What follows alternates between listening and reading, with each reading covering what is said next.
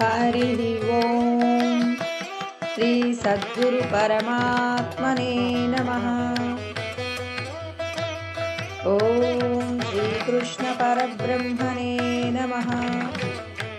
ओम गुरुर्ब्रह्मा गुरुर्विष्णुः गुरुर्देवो महेश्वरः गुरुः साक्षात् परब्रह्म तस्मै श्री गुरवे नमः। ओम श्री गुरुभ्यो नमः। यस्य प्रसादादहमेव सर्वं मय्येव सर्वं परिकल्पितं च इत्थं विजानाति सदात्मरूपं तस्याङ्घ्रिपद्मं प्रणतोऽस्मि नित्यम्। ब्रह्मानन्दं परमसुखदं केवलं ज्ञानमूर्तिं द्वन्द्वातीतं गगनसदृशं तत्त्वमस्यादिलक्ष्यम् एकं नित्यं विमलमचलं सर्वदी साक्षिभूतं भावातीतं त्रिगुणरहितं తద్గురుం తం నమామి. నమో గురుదేవ. ఈరోజు మనం భగవద్గీత యందు 4వ అధ్యాయము జ్ఞానయోగము శ్రీకృష్ణ పరమాత్మ మొదట మనం ఎవరో తెలియజేశారు. అంటే అర్జునుడి యొక్క విషాదమునందు నీవెవరు అనే సత్యం తెలియచేశారు. మొట్టమొదట భగవద్గీత అనేది ఎవరితో ప్రారంభమవుతుంది అంటే ధృతరాష్ట్రుడితో ప్రారంభమవుతుందన్నమాట. అంటే తనది కానటువంటి రాష్ట్రమును తాను ధరించి ఇది నాది నాది అనుకున్న వారు ఎవరు అంటే ధృతరాష్ట్రుడు. అంటే మనమందరము కూడా మనది కానటువంటి దేహాన్ని మనది మనది అనుకుంటున్నాం. నువ్వెవరు అంటే ఈ నామరూపాలతో కూడిన దేహాన్ని చూసి ఇది నేను అనుకుంటున్నాం. ఇది నువ్వు కాదు, ఇందులో ఉన్న సచ్చిదానంద స్వరూపమే నువ్వు అనేటటువంటి సత్యాన్ని కృష్ణ పరమాత్మ మనందరికీ కూడా తెలియజేస్తూ ఉన్నారు. నీవెవరో తెలుసుకునే ప్రయత్నం చెయ్యి. నువ్వు ఈ శరీరంలో బంధింపబడి ఉన్నావు. ఈ శరీరంలో నుంచి బయటపడేలోపు అంటే ఈ శరీరము మరణించే లోపు నీవెవరో నువ్వు తెలుసుకునే ప్రయత్నం చెయ్యమని కృష్ణ పరమాత్మ మనకి జ్ఞానబోధ చేస్తూ ఉన్నారనమాట. అంటే నీవెవరు అన్నప్పుడు మనమందరము నామరూపాల ఆవల ఉన్నటువంటి సచ్చిదానందమే నేను అనగలిగినంతగా నిరంతరము కూడా మనం సాధన చెయ్యవలసి ఉంటుంది అని పరమాత్మ చెప్తున్నారు. అంటే మనం మరచిపోయినటువంటి జ్ఞానాన్ని తిరిగి సంపాదించుకోండి అని పరమాత్మ చెప్తున్నారు. ఏం మర్చిపోయాం మనం? ఈ దేహంలో బంధింపబడి ఉన్నామనే సత్యం మర్చిపోయాం. ఈ సచ్చిదానందమే అంటే ఈ దేహాన్ని నడిపించేది మనమే అనమాట. ఇంటి ఓనర్ గారు ఆ ఇంట్లోనే ఉంటూ నీవెవరు అంటే నేను ఎవరిదోనండి ఈ ఇల్లు, ఈ ఇంట్లో రెంటుకుంటున్నాను అంటే నవ్వుకుంటాం కదండి మనందరం. అదే విధంగా పరమాత్మ మనందరికీ కూడా చెప్తున్నారు. నువ్వెవరు అనంటే ఈ శరీరానికి అధిపతివి నువ్వు. ఈ శరీరాన్ని నడిపించేది నువ్వే. ఈ శరీరానికి సంబంధించిన ప్రతిదానికి కూడా నీకే సంబంధం ఉంటుంది. చూడండి, ఈ శరీరం నువ్వు కాదంటున్నారు, శరీరంలో బంధింపబడి ఉన్నావంటున్నారు, మళ్ళీ నువ్వు ఈ శరీరమే, నీకు సంబంధించిన వస్తువే ఇది అంటున్నారు. అంటే ఏంటండి ఇక్కడ? ఈ శరీరంలో నీ యొక్క పరిస్థితి ఏంటి ముందు నీకు అది తెలియాలి. ఈ ఇల్లు నేను ఎంత కష్టపడి కట్టుకున్నావో నీకు తెలియాలి. ఇప్పుడు ఈ ఇల్లు వేరొకరిది అనుకుంటున్నప్పుడు మరి ఆ కొంత బెంగ ఉంటుంది. అయ్యో నాకు సొంత ఇల్లు ఉంటే బాగుండేదండి అంటున్నారు. మరి సొంత ఇల్లు లేనప్పుడు చాలా బెంగ. కానీ తానే సొంత ఇల్లును కష్టపడి కట్టుకొని ఈ ఇల్లు వేరొకరిది అంటాం, అది ఎంతటి దౌర్భాగ్యమైన స్థితి. భగవంతుడు కూడా మనకు అదే చెప్తున్నారు. మీరు ఎన్నో లక్షల కోట్ల జన్మలలో చేసిన పుణ్యం ఉంటే ఈ శరీరం అనే ఇల్లు దొరికింది. 84 లక్షల రకాల ఉపాధులలో మనిషికి తప్ప ఏ ఒక్కరికి కూడా ఇంత గొప్పదైన శరీరం దొరకనే లేదు. మరి మీకు మాత్రమే ఎందుకు వచ్చింది? మీరు ఎంతో కష్టపడ్డారు. ఆ కష్టానికి ఫలితంగా పరమాత్మ మనకి శరీరాన్ని ఇచ్చారండి. ఈ శరీరంతో నువ్వు ఏ సాధన చెయ్యాలి? నాకింత పెద్ద ఇల్లుంది, ఇంత పెద్ద ఇల్లుంది అని మనం మురిసిపోతున్నాం. కానీ ఆ ఇంటికి మనం ఏం చేయాలి? వన్నె తీసుకురావాలి. మన ఇంట్లోకి ఓ 10 మంది మన ఇంట్లోకి రావాలి. మన ఇంట్లో కాస్త ప్రశాంతతను పొందాలి అంటే ఏం చేయాలి? ఇంటి ఓనర్ గారు చేసే పనులను బట్టి ఆ ఇంటికి నలుగురు రావడమా? నలుగురు రాకుండా ఉండడమా? ఒక వ్యక్తి నిరంతరము కూడా సత్సాంగత్యాన్ని ఏర్పాటు చేశాడనుకోండి. 10 మందికి మంచి చెప్పే ప్రయత్నంగా ఒక పెద్ద మనిషిలాగా ఉంటే, మనం ఎప్పుడు చూసినా ఆ ఇంటి నిండా జనాలే ఉంటారు. కానీ ఇంకొక వ్యక్తి ఉంటాడు. ఎవ్వరికీ ఏ చిన్న ఉపకారం కూడా చెయ్యడు. ఆ ఇంటి ముందుకు కనీసం భిక్షగాడు గూడా వెళ్ళడు. మరి ఆ ఇల్లు గొప్ప శ్రేయస్సు కలిగి ఉందా? లేకపోతే నలుగురికి మంచి చెప్పేటటువంటి వ్యక్తి ఉన్న ఇల్లు గొప్పగా కీర్తించబడుతుందా? ఆ ఇంట్లో ఉన్న వ్యక్తుల వలన ఆ ఇంటికి కూడా గొప్ప పేరొస్తుంది. ఈ ఊళ్ళో ఎవరైనా మంచివాళ్ళు ఉన్నారా అంటే వెంటనే మనం చెప్తాం. పలానా వీధిలో పలానా ఇంటి నంబరు ఉన్నటువంటి ఇంటిలోకెళ్ళండి. మీకేదైనా సహాయం కావాలంటే దొరుకుతుంది అంటాం. చూడండి. ఆ ఊళ్ళో ఎంతమందున్నా కొద్ది మందికి మాత్రమే అటువంటి కీర్తి ప్రతిష్టలు దొరుకుతాయి. ఎందుకు?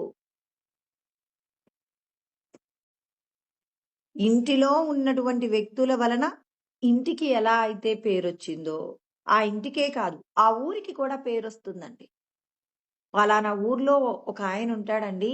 అతడు ఎవరికి ఏది కావాలన్నా చేసి పెడతాడు. ఇప్పుడు చూడండి ఆ ఊరికి ఆయన వలన పేరొచ్చింది. కొన్ని కొన్ని ఊర్లకు ఆ వ్యక్తుల పేర్లతోనే పేర్లు పెడతారండి. ఆ ఊరి పేరు కూడా పెడతారు. ఎందుకు? అతను చేసిన సత్కర్మలు మనకర్థమవుతుంది. ఒక ఇంటికి గొప్పతనం ఎలా వచ్చింది? ఇంటిలో ఉన్న వ్యక్తి. ఊరికి కూడా వచ్చింది. మరి రాష్ట్రానికి కూడా వస్తుంది. ప్రపంచానికి కూడా వస్తుంది. మహాత్మా గాంధీ పుట్టారు అంటే ఇవాళ ఎంతో మంది గొప్పవాళ్ళున్నారు. మరి ఆ గొప్ప వాళ్ళ వలన మన భారతదేశానికి గొప్ప పేరొచ్చింది. మహాత్ములుంటారు భారతదేశంలో అంటారు. ఎందుకు? వాళ్ళు చేసిన సాధన వలనే అది వచ్చింది కానీ, సాధన లేకుండా సోమరిగా ఉన్న వారికొస్తుందా? అంటే మనం ఏం విడిచిపెట్టాలి? సోమరితనాన్ని విడిచిపెట్టాలి. ఎప్పుడు విడిచిపెట్టగలం? నువ్వు ఎవరో తెలిస్తే నువ్వప్పుడు సోమరితనాన్ని విడిచిపెట్టగలవు. ఈ శరీరాన్ని మనం ఏ ఉద్దేశంతో మనం ఉపయోగించుకోవాలి. అంటే ఇక్కడ ఈ శరీరాన్ని మనం పొందామండి. అంటే కేవలం దేహ సంబంధమైనటువంటి విషయ సుఖాలను అనుభవించడానికే పుట్టామా? లేకపోతే ఈ దేహంతో నువ్వు పొందవలసినటువంటి గొప్పదైనటువంటి స్థితి ఏదైనా ఉందా? ఇప్పుడు నీకు ఈ విషయం తెలియాలి. ఇప్పుడు ఏ విషయాలు నీకు తెలియకుండా నువ్వు ఈ దేహంతో సాధించేదేముంది?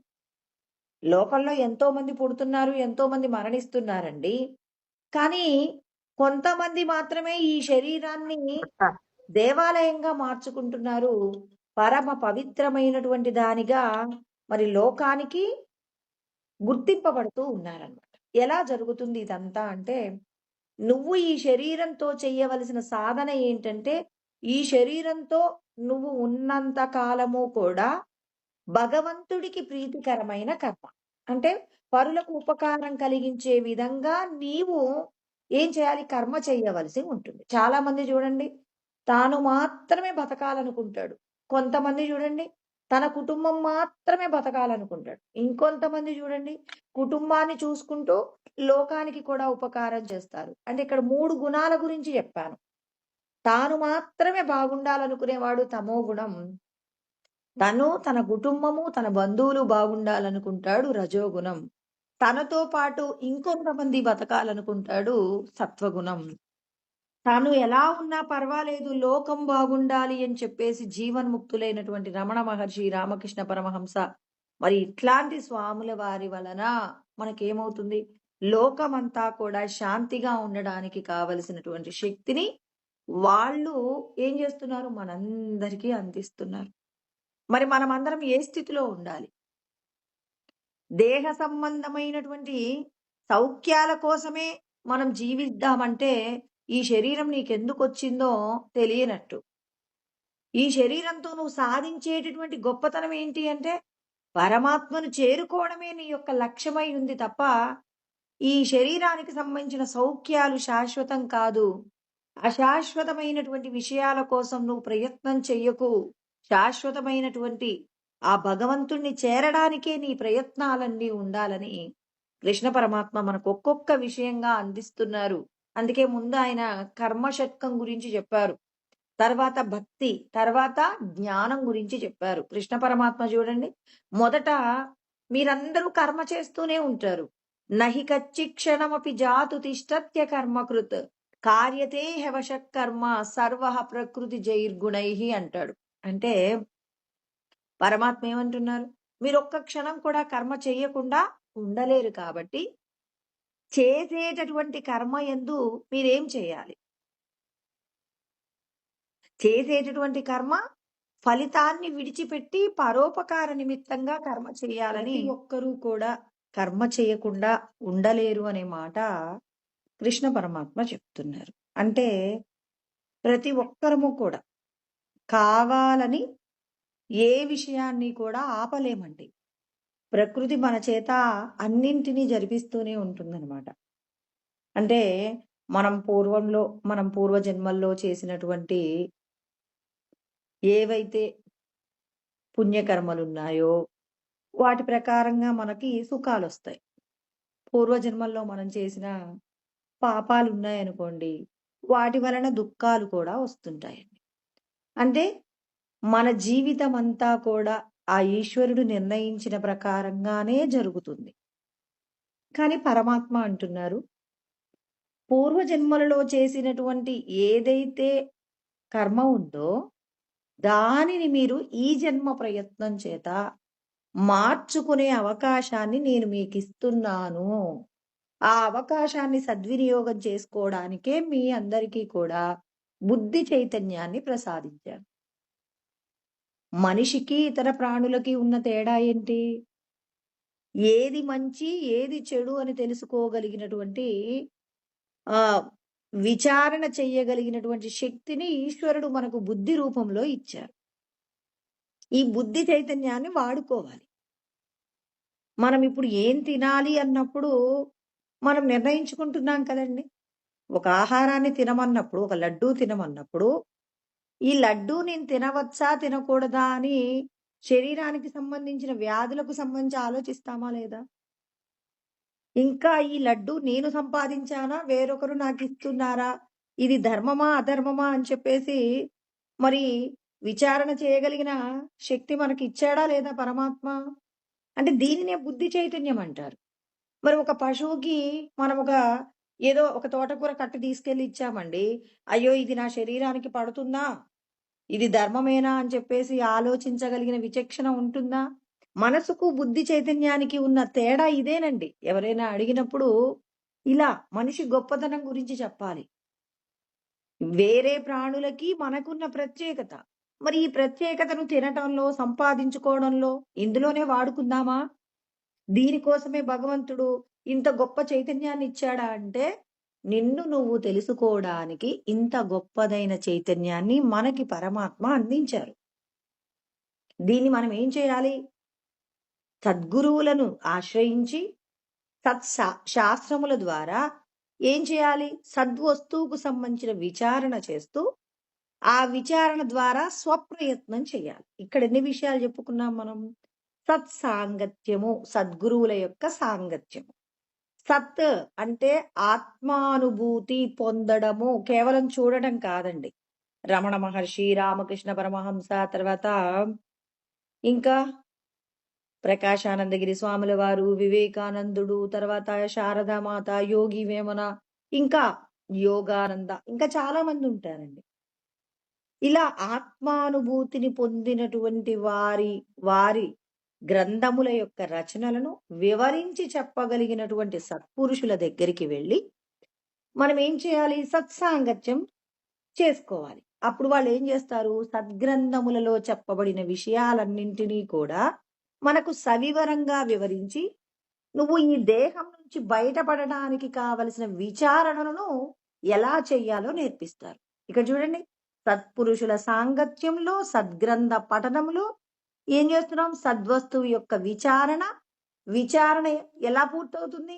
స్వప్రయత్నము చేత పూర్తవుతుంది. మీరు ప్రయత్నం చేయాలి. నా దగ్గర చాలా జ్ఞానం ఉంది, నేను రోజు విచారణ చేస్తానంటాను.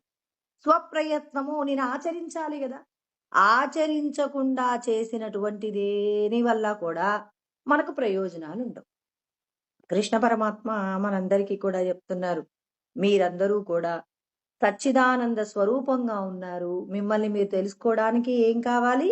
మీరు చేసేటటువంటి కర్మ నిష్కామం కావాలి. ఫలితాన్ని భగవంతుడికి విడిచిపెట్టి పరోపకార నిమిత్తంగానే మీ యొక్క శరీరము, ఇంద్రియాలు, మనస్సు, బుద్ధి అవన్నీ పరుల యొక్క శ్రేయస్సుకే వాడాలి.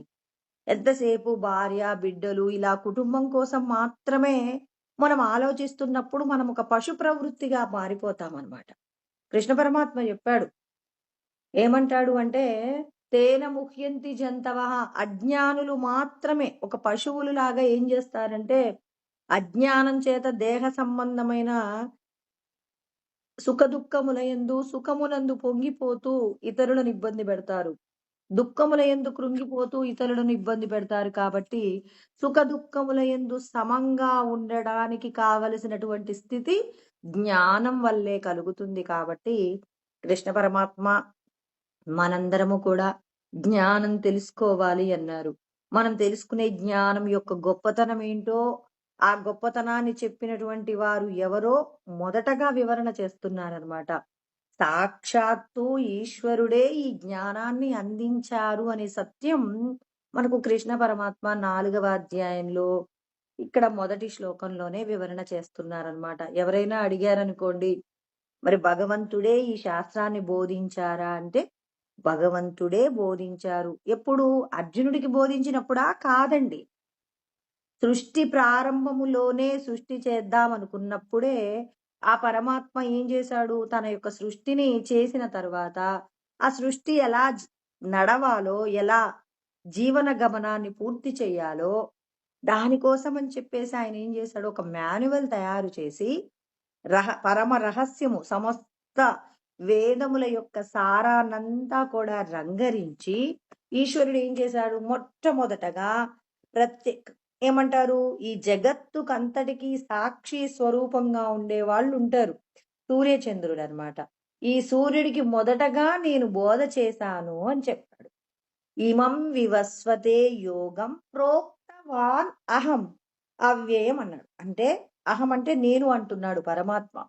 అవ్యయం నాశనము లేనటువంటి విషయాలు ఏవైతే ఉంటాయో, ఆత్మయే నాశనము లేనటువంటి శక్తి. కాబట్టి ఈ నాశనము లేనటువంటి శక్తిని నేను ఎవరికి ఆ శక్తికి సంబంధించి మనం ఎలా గొప్పవాళ్ళు కావచ్చో, ఎలా ఈ సంసార బంధనంలో నుంచి విడిపడవచ్చో, ఇట్లాంటి జ్ఞానాన్నంతా కూడా బోధించారన్నమాట. ఎప్పుడు? కలియుగం కాదండి, సృష్టి ప్రారంభంలో సూర్యుడికి బోధ చేశారు. అంటే ఇప్పుడు ఒక తరగతి గదిలో పిల్లలకు ఏ పరీక్ష పెడితే వాడిది ఆ తరగతి పూర్తవుతుంది. దీనికి సంబంధించి పెద్దలు ఏం చేస్తారు? అనేక మంది అనుభవపూర్వకంగా ఇప్పుడు 4వ తరగతికి ఈ పరీక్షలే ఎందుకు పెట్టాలి, ఈ పాఠమే ఎందుకు చెప్పాలి అంటే, 4వ తరగతి అంటే సుమారు ఒక 10-11 సంవత్సరాల వయస్సు ఉంటుంది. కాబట్టి లేకపోతే 8, 9, 10 అలా ఉన్నటువంటి పిల్లల యొక్క పరిణితి ఎలా ఉంటుంది, వాళ్ళ యొక్క ఆలోచనలు ఎలా ఉంటాయి, వాళ్ళ తెలివితేటలకు సంబంధించి, వాళ్ళ ప్రజ్ఞకు సంబంధించి ఎన్నో రకాలైన ప్రయోగాలు చేసి, ఆ ప్రయోగాల తదనంతరం ఏం చేస్తారు? ఈ తరగతి గదికి ఈ పాఠాలు మనం ఇవ్వవచ్చు. ఆ పిల్లలు వాటిని మరి చదవడానికి కావలసినటువంటి విధంగా వాళ్ళకి కావలసిన విషయాలన్నీ ఏర్పాటు చేసి, అర్హత ఉన్న పిల్లలకు మరి వీళ్ళు ఏర్పాటు చేసినటువంటి పుస్తకాలలో జ్ఞానాన్ని ఉపాధ్యాయుల ద్వారా అందిస్తారు. అంటే ఇక్కడ ఏం చెప్తున్నాం? ఒక పిల్లవాడు ఒక పుస్తకాన్ని చదువుతున్నాడంటే వాడి యొక్క వయసును బట్టి. కొంతమంది చూడండి, కొంతమంది 8, 9 సంవత్సరాలే ఉంటాయి కానీ 10th క్లాస్ బుక్స్ కూడా చదవగలుగుతారు. అంటే వాళ్ళ యొక్క ఐక్యూ ప్రజ్ఞ చాలా గొప్పగా ఉంటుంది కాబట్టి వాళ్ళ తెలివితేటలు అధికంగా ఉన్నప్పుడు ఆ పిల్లవాడిని 10వ తరగతిలో కూర్చోబెట్టి వాడి చేత మరి దానికి సంబంధించిన విషయాలన్నీ మరి వాడు అధ్యయనం చేస్తాడు. కానీ మిగిలినటువంటి 99 మంది పిల్లలు వారి యొక్క వయసుకు తగినట్టుగా చదువుతుంటారు. కొంతమందికి ఏమవుతుంది ఆయా పాఠాలను అర్థం చేసుకోవడంలో వెనకబడతారు. అంటే వేరొక విషయాల పట్ల వాళ్ళకి ఆలోచన ఉంటుంది. కొంతమందికి ఆటలంటే ఇష్టం, కొంతమందికి పాటలంటే ఇష్టం. ఇలా ఒక్కొక్కరి యొక్క ఇష్టాయిష్టాలను బట్టి, పూర్వజన్మల్లో మనం చేసిన కర్మలను బట్టి ఉన్న తెలివితేటలు ఏవైతే ఉంటాయో, వాటిని బట్టి పిల్లల యొక్క విద్యాభ్యాసం సాగుతుంది. అదే విధంగా మనం కూడా ఎలా సంసార బంధనంలో నుంచి విడిపడాలి. భగవంతుడు ఏం చేశాడు? తన అంశను భూమి మీదకు విడిచిపెడుతున్నప్పుడు తనకు తెలుసు. మరి జనులందరూ కూడా నశించిపోయే విషయాల కోసమే తాపత్రయపడతారు. ఇప్పుడు ఒక పదార్థం తిన్నాం, రుచిగా ఉందనుకోండి. మళ్ళీ, మళ్ళీ, మళ్ళీ తినాలనుకుంటాం. ఇప్పుడు మళ్ళీ, మళ్ళీ తినాలనే కోరిక లేకుండా ఫుల్ స్టాప్ పెట్టడానికి వీళ్ళకి ఒక బలమైనటువంటి విషయం తెలిసుండాలి. అదేంటి? ఇక్కడ ఈ ప్రకృతిలో ఉన్న విషయాలన్నీ కూడా ఏంటి? నశించిపోతాయి. నశించిపోయే విషయాలను అనుభవిస్తున్న కొద్దీ శరీరాలొస్తాయే తప్ప శాశ్వతమైన సుఖం ఉండదు. ఆనందం ఉండదు. అనంతమైన ఆనందం పొందాలి అంటే ఏది అనుభవిస్తున్నా దాని మీద మమకారం ఉండకూడదనే సత్యం ఏం చేయాలి? ప్రయత్నపూర్వకంగా సంపాదించుకోవాలి. ఇప్పుడు మాటలలో చాలా చెప్పుకుంటామండి. ఇప్పుడు ఈ పూట నువ్వు తినే భోజనంలో ఏదైనా రుచిగా ఉంటే సంతోషంగా తినమంటాడు భగవంతుడు. ఇదే రుచిని మళ్ళీ సాయంత్రం తినాలనుకుంటాం. మళ్ళీ రేపొద్దుడికి తినాలనుకుంటాం. ఈశ్వరుడు అంటారు అశ్వద్ధః అంటాడు. శ్వనస్తః అంటే రేపు ఉంటుందో లేదో తెలీదు. ఉంటుందో లేదో తెలియని విషయం గురించి ఇప్పుడు నువ్వేమన్నావు? అయ్యో! నాకు ఈ పప్పుకూర బాగా నచ్చిందండి అంటున్నావు. మరి దీన్ని నేను తర్వాత కూడా పొందాలంటున్నావు. ఈరోజు నీకు మరణము సంభవించిందనుకోండి. ఇప్పుడు ఆ మరణము తర్వాత మళ్ళీ ఈ పప్పుకూర నువ్వు తినాలి కదా! ఇప్పుడు ఈ శరీరంతో నువ్వున్నప్పుడు ఒక కోరిక కోరుకున్నావు. ఆ కోరికను తీర్చాల్సిన బాధ్యత మనల్ని సృష్టించిన మన తండ్రి గారైనటువంటి పరమాత్మకు ఉంది కాబట్టి, ఆయనేం జేస్తాడు?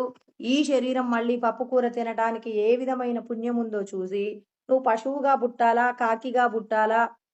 మనిషిగా పుట్టాలా? నీ పాపపుణ్యాలను బట్టి భగవంతుడు విభజన చేస్తాడు. ఇదే సత్యమండి. మనం నమ్మినా, నమ్మకపోయినా ఖచ్చితంగా దీని ప్రకారమే జీవన విధానం కొనసాగుతుంది. ఇవాళ మనం ఏదైతే అనుభవిస్తున్నామో, ఇది మళ్ళీ, మళ్ళీ అనుభవించాలనే కోరిక నీకు ఉండడమే మరొక శరీరానికి దారి తీస్తుంది. ఏదైతే నువ్వు అనుభవిస్తున్నావో, అది ఈశ్వర ప్రసాదమని అప్పటికప్పుడు తిని చేతులు కడుక్కో చాలు. అంతవరకే గాని నిన్న తిన్న సేమియా బావుందండి. ఈరోజు తిందామండి. నిన్న వెళ్ళిన ఊరు బావుందండి. మళ్ళీ ఏదో ఒక రోజు వెళ్దామండి అంటే, అంటే ఇప్పుడు వెంటనే ఒకళ్ళంటారు, ఆశ లేకుండా ఎలా బతకగలమండి? అంటే నశించిపోయే విషయాలను పొందడానికి ఆశపడటం కాకుండా, శాశ్వతమైన ఆనందం పొందడానికి ఆశపడమంటాడు భగవంతుడు. మనందరి ఆలోచన ఒకటేనండి. ఆశ లేకుండా జీవితాన్ని ఎలా గడపగలము? అంటే ఆశ పడాలి. ఆశ అనేది లేకపోతే నువ్వు భగవంతుడిని చేరుకోవాలనే కోరిక కూడా నీకుండదు. అందుకోసమే శాశ్వతమైన వస్తువు కావాలా? అశాశ్వతమైన వస్తువు కావాలా? శాశ్వతమేంటి? ఆత్మ. ఆత్మను పొందడం, ఆత్మలో ఉన్నటువంటి శాంతిని పొందడం ప్రతి ఒక్కరి యొక్క ఆశ అయ్యుండాలి. మనమేం జేస్తున్నాం? కొద్దిగా అనుభవిస్తే ఇప్పుడు నాకొక పదార్థం అంటే ఇష్టమండి. ఆ పదార్థాన్ని నేను ఓ 2 క్వింటాలు తినాలనుకుంటాను. తినగలనా ఇప్పుడు? ఆ పదార్థంలో ఏ కొంత భాగమో ఏదో ఒక చాలా అల్ప భాగం తినగలనిప్పుడు. మళ్ళీ, మళ్ళీ తినాలనుకుంటాను. తినాలంటే శరీరాలుండాలి గదా! మరి ఈ శరీరం ఎంతకాలం ఉంటుందో నీకు తెలీదు గదా! మరి తెలియని వస్తువు కోసం ఆశపడితే ఇంకో శరీరం ఎత్తాలి. అంటే నీకు ఈ శరీరం పొందడంలో ఉన్న దుఃఖం నీకు తెలియాలి ఫస్ట్. తల్లి గర్భంలో ఉన్నప్పుడు నువ్వెంత కష్టపడతావు? అనారోగ్యం వచ్చినప్పుడు ఎంత కష్టపడతావు? వృద్ధాప్యం వచ్చినప్పుడు ఎంత కష్టపడతావు? ఈ శరీరం విడిచిపెట్టి వెళ్ళిపోయేటప్పుడట 1000 తేళ్లు కుడితే ఎంత నొప్పిగా ఉంటుందో అంత నొప్పితో వెళ్ళాలట. మరి మరణ భయం, మరణానికి సంబంధించిన భీతి ఉంది గదండీ! మరి ఇన్నింటిని తప్పించుకొని ఎక్కడికెళ్తావు అసలు నువ్వు? అసలు దీని గురించిన ఆలోచన లేదండి ఇవాళ మనందరికి. ఎందుకు లేదు? ఇప్పుడు అనుభవిస్తున్న ఈ విషయ సుఖాలే మనల్ని మాయలోకి పడవేస్తున్నాయి కాబట్టి కృష్ణ పరమాత్మ చెప్తున్నాడు, సత్యం తెలుసుకోండి. సత్య వస్తువు కోసం ప్రయత్నం చెయ్యండి. ఒక పశువులాగా ఈరోజు ఈ గడ్డి బాగుంది, రేపొద్దుడికి కూడా తాడు తెంచుకొని నేను వెళ్ళాలని చెప్పేసి మరి పశువు ప్రయత్నం చేస్తుంది. మరి మనిషి అలా ప్రయత్నం చేయకూడదు. తనకేం కావాలో తాను అన్నింటినీ ఈశ్వరుడు ఇస్తారు అని చెప్పి భగవంతుడు మనకు అప్పజెప్పిన పనిని చేయడంలో నిస్వార్థంగా పనిచేస్తూ 10 మంది యొక్క క్షేమాన్ని కోరుకుంటూ ఒక పనిని చేస్తూ ఆ పని యొక్క ఫలితాన్ని ఈశ్వరుడి ఖాతాలో వేస్తూ మనం ఏం చేయాలి? సమస్తము కూడా ఈశ్వరుడి యొక్క సంకల్పమే, సమస్తము ఈశ్వరుడి యొక్క సృష్టి అని మనకు అప్పజెప్పిన పనిని చేయడంలో ఎలా ఉండాలండి? దృత్యుత్సాహ సమన్విత, ధైర్యం ఉండాలి, ఉత్సాహంతో పని చెయ్యాలి. ఇప్పుడు మన ఏమంటారు, మన కుటుంబానికి ఏదైనా లాభం వస్తుందంటే ఎంత కష్టమైనా పడతాం. పక్కింటి వాళ్ళకి లాభం వస్తుంది, మీరు కొంచెం సహాయం చేయండి అన్నారనుకోండి, మనం ఇంత కష్టపడితే వాళ్ళు ఆనందం పొందుతారా? నేనెందుకెళ్ళాలి వాళ్ళ ఇంటికి? నేనెళ్ళను. నాకు కుదరదండి అంటారు. ఇంట్లోకి వెళ్లి ఏ పని చేయకుండా హాయిగా టీవీ పెట్టుకొని కూర్చున్నా ఎందుకు వెళ్ళాలి? ఈశ్వరుడంటారు, నీ ఇంట రాబోయే కష్టాన్ని పోగొట్టడానికి పక్కింట్లో నీ యొక్క అవసరాన్ని సృష్టి చేశాను. ఇప్పుడు నువ్వు పక్కింటికెళ్ళి గనక నీ వంతుగా నువ్వెంత చేయగలవో అంత చేసొస్తే, ఎంత చేస్తే దానికి తగిన ఫలితాన్ని నీ కుటుంబంలో కష్టం రాకుండా కాపాడే బాధ్యత నాది అని ఆ లోపట శాస్త్రం నందు చెప్పబడుతుంది. శాస్త్రాన్ని మనం అధ్యయనం చేస్తున్నప్పుడు, అధ్యయనం చేయడానికి కావలసినటువంటి పరిస్థితులు మనకు భగవంతుడు కల్పించినప్పుడు విచారణ చేసుకోవాలి. నీ ముందుకు ఒక అవకాశం వస్తే అవకాశాన్ని ఎప్పుడూ నువ్వు చేజార్చుకోకు. అవకాశాన్ని సద్వినియోగపరుచుకుంటూ ఈశ్వరుడికి కర్మఫలాలు అప్పచెప్పు.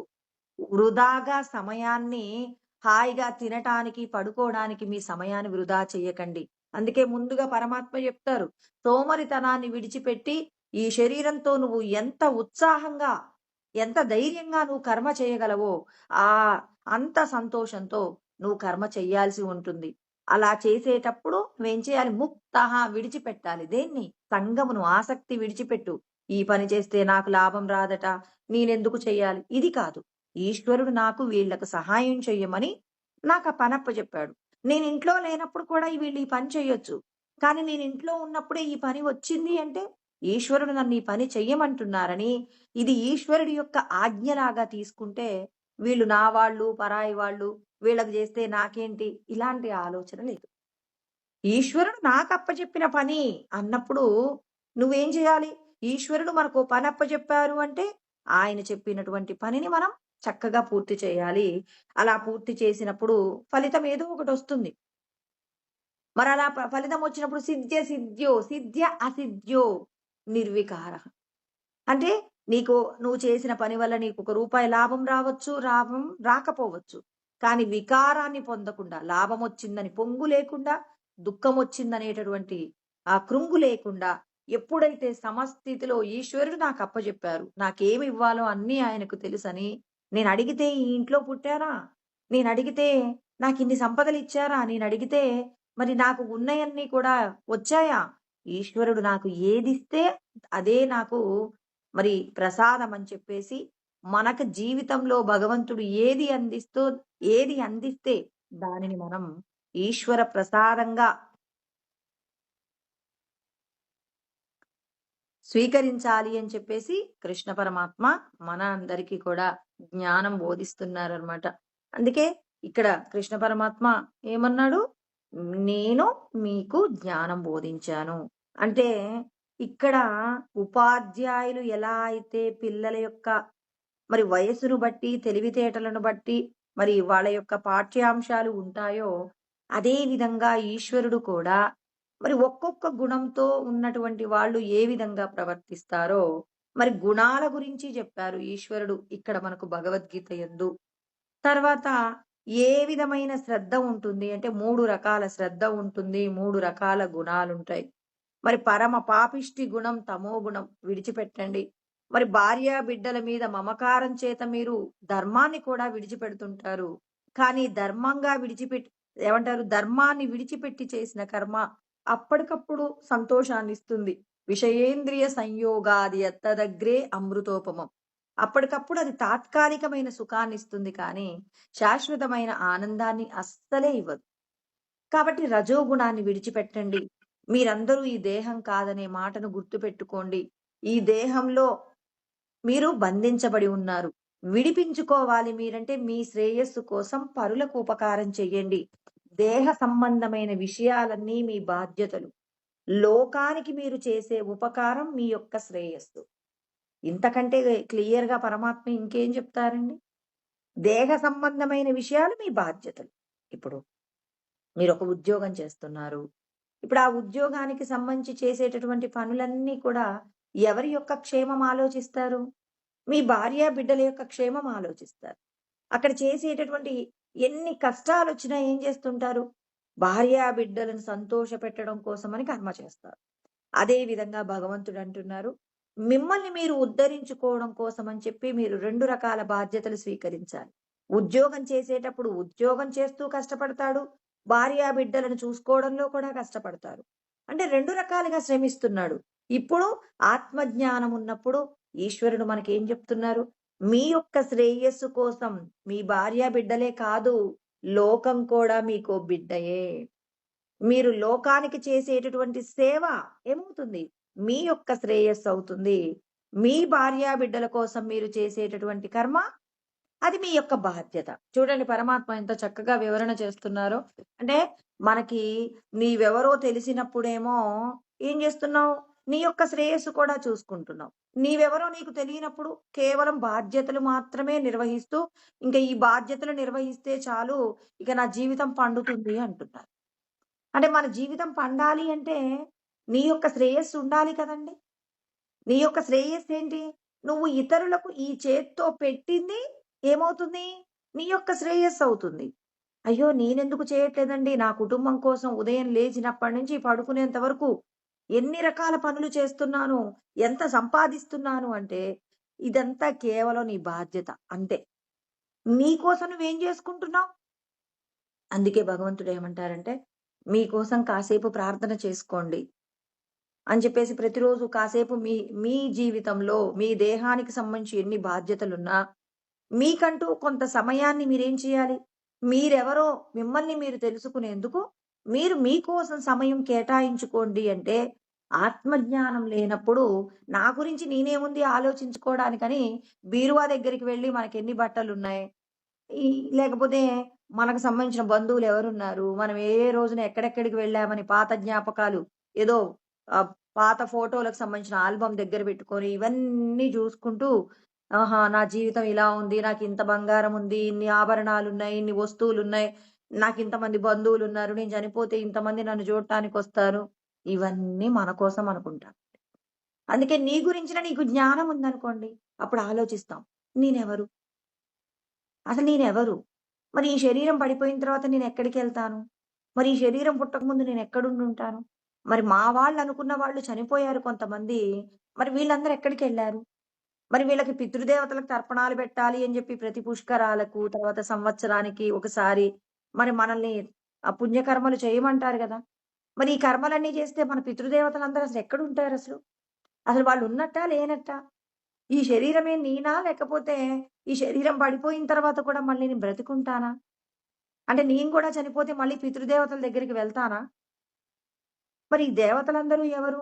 ఈ దేవతని భగవంతుడు ఎందుకు సృష్టి చేశాడు? మరి భగవంతుడు సృష్టించిన దేవతలు మన యొక్క కష్టాలను తీర్చడానికి వాళ్ళకి శక్తి ఎలా వచ్చింది? మనం చేసినటువంటి కర్మ ఆ దేవతలకు ఎలా నచ్చుతుంది? ఇలా ఎన్నో విషయాలున్నాయండి. అందుకోసమే మీకోసం మీరు సమయం కేటాయించుకోండి అంటున్నారు. మన కోసం మనం సమయం కేటాయించుకోవడం అంటే, దేహ సంబంధమైన విషయాలు ఆలోచించుకోవడానికి, లేకపోతే ఏనాడో మర్చిపోయినటువంటి చిన్నప్పుడు ఎప్పుడో చదువుకున్నప్పుడు స్నేహంగా ఉండేవాళ్ళు ఈ మధ్య ఎప్పుడో కలిసారు. వాళ్ళేదో నంబర్ ఇచ్చారు. ఇప్పుడు మళ్ళీ వాళ్ళకి ఫోను చేసి, "ఎలా ఉన్నారు? ఏంటి? మీ కుటుంబం ఏంటి?" అని అనవసరమైన పిచ్చి విషయాల కోసం సమయాన్ని గడపమని కాదు భగవంతుడు చెప్పింది. మీకోసం మీ సమయం మీరు కొంత వినియోగించుకోండి అంటున్నారు. ఎందుకు? ఈ శరీరంలో మీ పొజిషన్ ఏంటి? మీరెంతకాలం ఈ శరీరంతో ఉంటారు?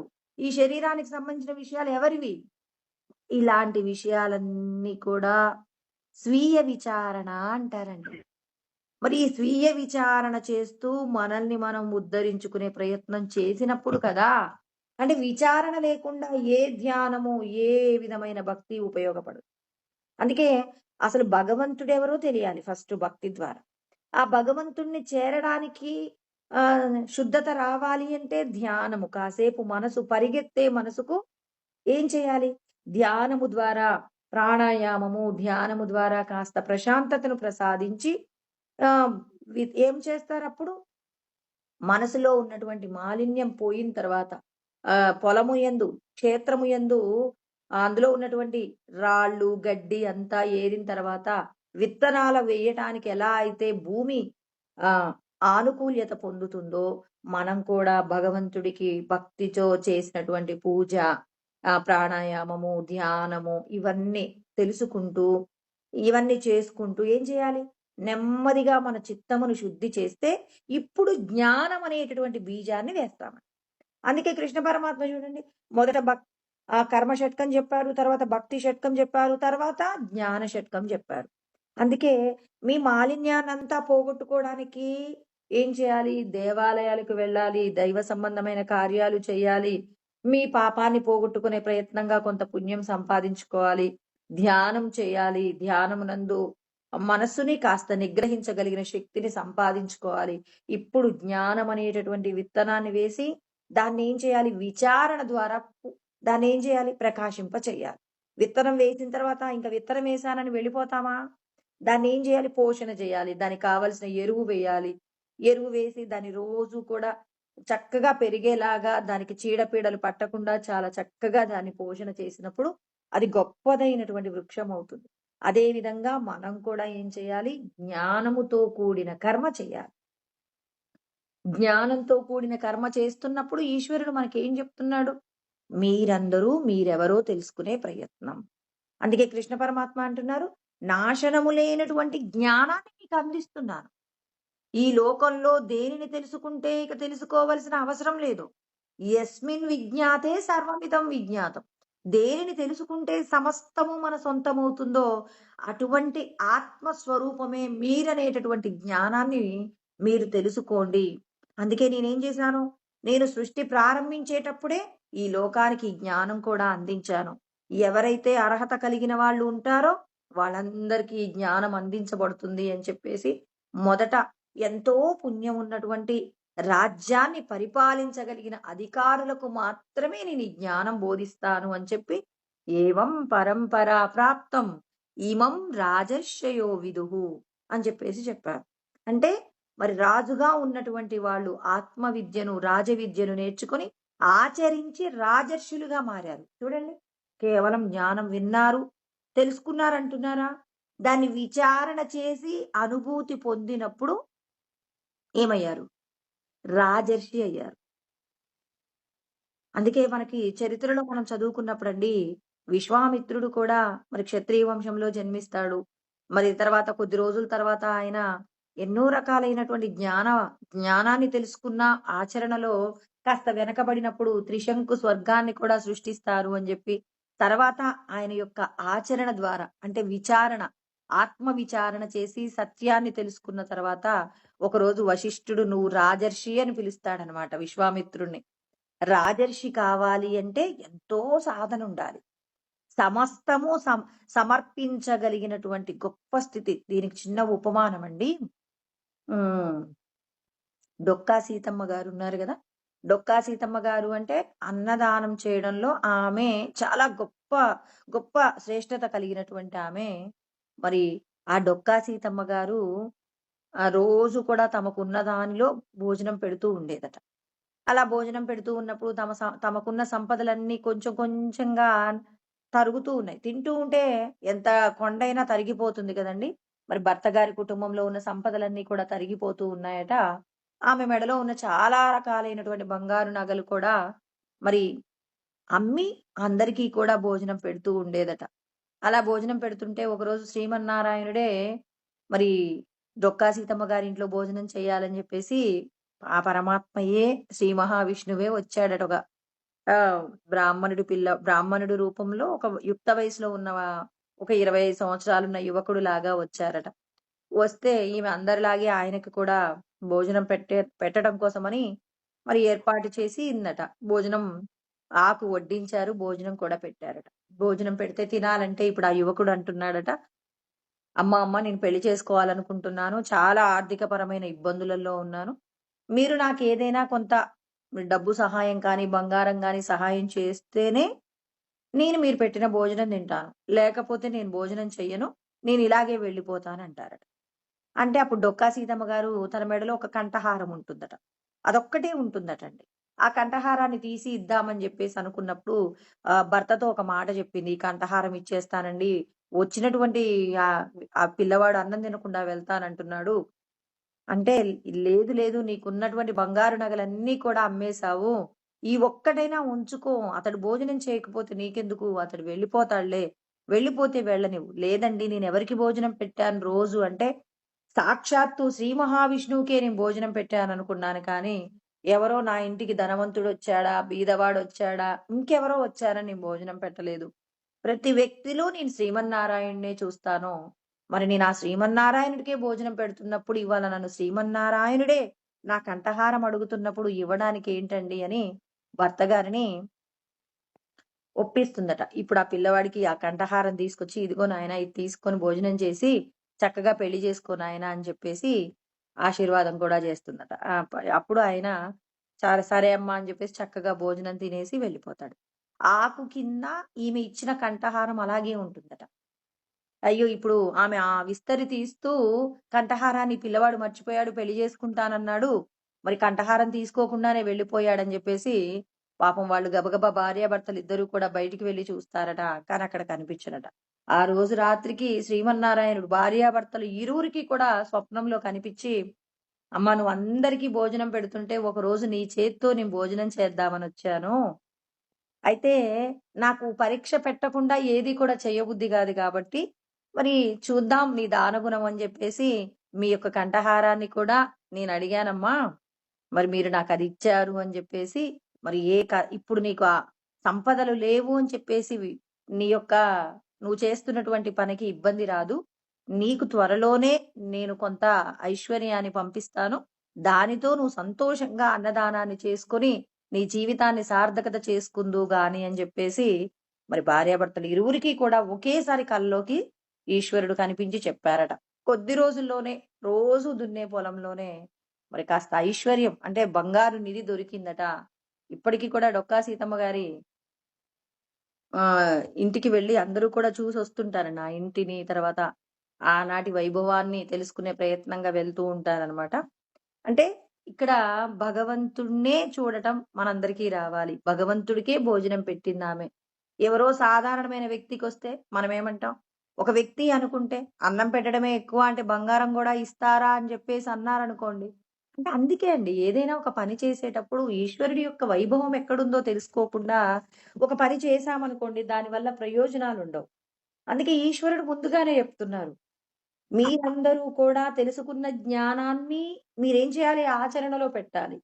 అంటే మీరు మహర్షిగా మారాలి అంటే ఆచరిస్తేనే అవుతారు. విశ్వామిత్రుడు చూడండి ఎంతో గొప్పగా జ్ఞానాన్ని తెలుసుకుంటాడు కానీ, దాన్ని ఆచరించడంలో చాలా రోజుల పాటు కొంచెం ఇబ్బంది జరుగుతుంది. తర్వాత చాలా యుగాల తర్వాత ఎన్నో తపస్సులు చేసిన తదనంతరం మరి వశిష్ఠుడు మరి రాజర్షి అని పిలుస్తారట. అప్పుడు ఆయన సంతోషాన్ని పొందుతారట. అందుకే ఇక్కడ కృష్ణ పరమాత్మ చూడండి ఎన్నో అంటే ఒక శ్లోకం చెప్పారంటే దాంట్లో ఎంత గూఢార్థం ఉందో. ఏమన్నాడాయన? "ఏవం పరంపరా ప్రాప్తం ఇమం రాజర్షయో విదుహు" అన్నాడు. రాజర్షయో అనే పదం ఇక్కడ ఏశారండి. ఏదో ఊరికే సరదాగా వెయ్యలేదు. రాజర్షి అంటే ఆచరణతో కూడిన వ్యక్తిని మాత్రమే రాజర్షి. రాగద్వేషాల నుంచి విడిబడిన వాళ్ళు మాత్రమే రాజర్షులు గాని, జ్ఞానం బోధించినంత మాత్రాన రాగద్వేషాలతో ఉంటే ఎప్పటికీ రాజర్షులు కాలేరండి. రాజర్షి కావాలంటే అంతటా భగవంతుణ్ణి చూడగలిగినటువంటి ఇక్కడ డొక్కా సీతమ్మ గారు ఈ లోకంలోనే మనం చూడగలిగినటువంటి గొప్ప మహాత్మురాలైనటువంటి ఆ తల్లి మరి అంత గొప్పగా శ్రీమన్నారాయణుడికే నేను భోజనం పెడుతున్నానని పెట్టడం వల్ల ఆమె కైవల్యాన్నే పొందింది తప్ప మరి సాధారణమైనటువంటి స్థితిని పొందలేదు. అంటే మనందరికీ పరమాత్మ చెప్తున్నారు. అంతటా నేనున్నాననే సత్యం తెలుసుకోండి. అలా సత్యం తెలుసుకోవాలి అంటే మరి హ్మ్, వాళ్ళకి నా జ్ఞానాన్ని తెలుసుకోగలిగినటువంటి గొప్ప పుణ్యం ఉండాలి. అందుకే పుణ్యకర్మలు చెయ్యండి. చేసినటువంటి పుణ్యకర్మలు మిమ్మల్ని ఏం చేస్తాయి? నా దగ్గరికి చేరుస్తాయి. నా భక్తుడు కండి, నా సఖులు కండి. నా భక్తులైన వారికి మాత్రమే నేను జ్ఞానం చెప్తాను. నా భక్తులు కానటువంటి వారికి జ్ఞానం బోధించను. ఆ జ్ఞానాన్ని మీరు ఆచరించాలంటే నేను చెప్పినటువంటి సత్కార్యాలు ఏవైతే ఉంటాయో వాటన్నింటినీ మీరు చక్కగా ఏం చేస్తుండాలి? ఆచరిస్తూ ఉన్నప్పుడు మీరు నా యొక్క వాత్సల్యాన్ని పొందుతారు. నా యొక్క వాత్సల్యాన్ని పొందిన వారు ఒక రోజున నాతోనే ఐక్యమవుతారు అని ఆయనేమన్నాడు? సఖాచేతి రహస్యం హేతదుత్తమం. భక్తోసి నా యొక్క భక్తుడిగా ఉండాలి.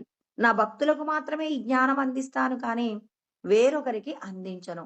లోకంలో ఎంతో మందుంటారు కానీ, నేను చెప్పిన మాటలు వినాలి అంటే, నన్ను తెలుసుకోవాలి అంటే, మరి మీరు చేసేటటువంటి కర్మలలో భక్తి, తర్వాత ముక్తి పొందడానికి కావలసినటువంటి విధంగా మీ యొక్క కర్మల యొక్క ఫలితాల మీద మీకు ఆసక్తి లేకుండా, మీరు చేసేటటువంటి కర్మలలో ఉన్న శుద్ధతయే మిమ్మల్ని నా దగ్గరికి చేరువ చేస్తుంది. అంటే ఇది వింటున్న వాళ్ళందరికీ ఈశ్వరుడు ఏమంటున్నారు? మీరందరూ నా భక్తులు, నా యొక్క సఖులు కాబట్టి నేను మీకు ఈ జ్ఞానాన్ని మీకు అందిస్తున్నాను అని చెప్పేసి మరి కృష్ణ పరమాత్మ మన అందరికీ ఇటువంటి జ్ఞాన బోధ చేస్తూ ఉన్నారు. ఇలా చేస్తూ ఉన్నప్పుడు అర్జునుడు ఏమంటున్నారంటే, అపరం భవతో జన్మ పరం జన్మ వివస్వతః కథమేతద్విజానీయాం త్వమాదౌ ప్రోక్తవానితి అన్నారు. అర్జునుడు అడుగుతున్నారు. అంటే దేహ దృష్టితో మాట్లాడుతున్నారండి. ఇక్కడ 3 రకాల దృష్టులున్నాయి. అర్జునుడు ఏమంటున్నారు? మీరు నాకంటే కొద్దిగా ముందు పుట్టినటువంటి వాళ్ళు. కదా! మరి మీరు ఎప్పుడో ఎప్పటినుంచో ఈ జగత్తున్నప్పటి నుంచి ఉన్నటువంటి సూర్యుడికి జ్ఞానబోధ చేశానంటున్నారు. అదెలా సాధ్యం? అంటే లోకంలో 3 రకాల మనుషులుంటారనే సత్యం ఇక్కడ చెప్తున్నాడు కృష్ణ పరమాత్మ. అర్జునుడు అడిగే ప్రశ్నలో 3 విషయాలున్నాయి. ఏమున్నాయి? ఇప్పుడు ఒక దేహానికి సంబంధించి వీళ్ళు అందంగా ఉన్నారు, చెడ్డగా వికారంగా ఉన్నారు, ధనవంతులు, బీదవాళ్ళు ఇలా రకరకాల విషయాలన్నీ మనం ఆ దేహానికి సంబంధించి మనం వాళ్ళకి గౌరవం ఇవ్వడం, ఇవ్వకపోవడం ఇవన్నీ కూడా దేహ సంబంధమైన విషయాలను బట్టి వాళ్ళ యొక్క గౌరవ, అగౌరవాలు నిర్ణయించబడతాయి. తక్కువ కులంలో జన్మించారనుకోండి, అప్పుడేం చేస్తాం? వాళ్ళని ఒక రకమైన చూపు చూస్తాం. తక్కువ కులంలో పుట్టిన కొంతమంది పెద్ద ఉద్యోగంలో ఉన్నారనుకోండి, అప్పుడు వాళ్ళ యొక్క చదువుని బట్టి వాళ్ళకి విలువనిస్తారు. ఇలా చూడండి, ఒక్కొక్క విషయంలో మన దేహానికి సంబంధించి చూసేదంతా అధమ దృష్టి. మనందరం ఇవాళ లోకంలో మనల్ని ఏలేది ఏంటి అంటే అధమ దృష్టియే గదండీ! దేహ సంబంధమైన విషయాలను చూసే గదా! ఒకరికి గౌరవం ఇవ్వాలా? ఇవ్వకూడదా? అనేది మనం ఆలోచించుకుంటున్నామంటే, అది మనలో ఉన్న లోపమే గదా! పరమాత్మ అంటున్నారు, ఇది నా దృష్టిలో అధమ దృష్టి ఇది. ఇక మనోదృష్టి అంటే, మరి వాళ్ళ యొక్క గుణగణాలను బట్టి వాళ్ళకి విలువిస్తుంటారు. ఏ కులంలో పుట్టినా, అందంగా లేకపోయినా, లేకపోతే వాళ్ళ యొక్క సంపదలు తక్కువగా ఉన్నా, వాళ్ళ గుణగణాలలో దోషాలు తక్కువగా ఉంటే వాళ్ళకి మనం విలువ ఇస్తున్నామనుకోండి, దీన్నేమంటారు? మనోదృష్టి. ఇది మధ్యమమట. ఇది కూడా పెద్దగా చెప్పుకోదగిందేం కాదు. కానీ దేహ దృష్టి కంటే ఇది గొప్పదే గదా! కాబట్టి అధమ దృష్టి కంటే మనోదృష్టి పర్వాలేదు. ఇది మధ్యమ స్థాయి. మరి ఉత్తమమైన దృష్టి ఇందాక డొక్కా సీతమ్మ గారు ఎవరికి భోజనం పెట్టారన్నారు? వాళ్ళ భర్త గారేమన్నారు? ఎవరో ఒక వ్యక్తి, ఒక్క వ్యక్తి భోజనం చేయడానికి నువ్వు ఎంతో మందికి భోజనం పెట్టగలిగినటువంటి అవకాశము నా కంఠహారాన్ని ఎందుకిస్తావంటే, నేనందరికీ శ్రీమన్నారాయణుడు అనుకోనే భోజనం పెడతాను. నేనింతవరకు భోజనం పెట్టిన వాళ్ళలో నన్నెవ్వరు కూడా ఏమీ అడగలేదు. ఇవాళ ఆ పిల్లవాడు పెళ్లి చేసుకోవడానికి నేనిస్తాననే నమ్మకం ఉంది కాబట్టి ఇచ్చారు. అయ్యో! ఉంది కాబట్టి అడిగారు. అందుకే నేనిచ్చేస్తాను నన్ను. నేనందరిలో కూడా భగవంతుడినే చూస్తానన్నారు. ఇది ఆత్మ దృష్టండి.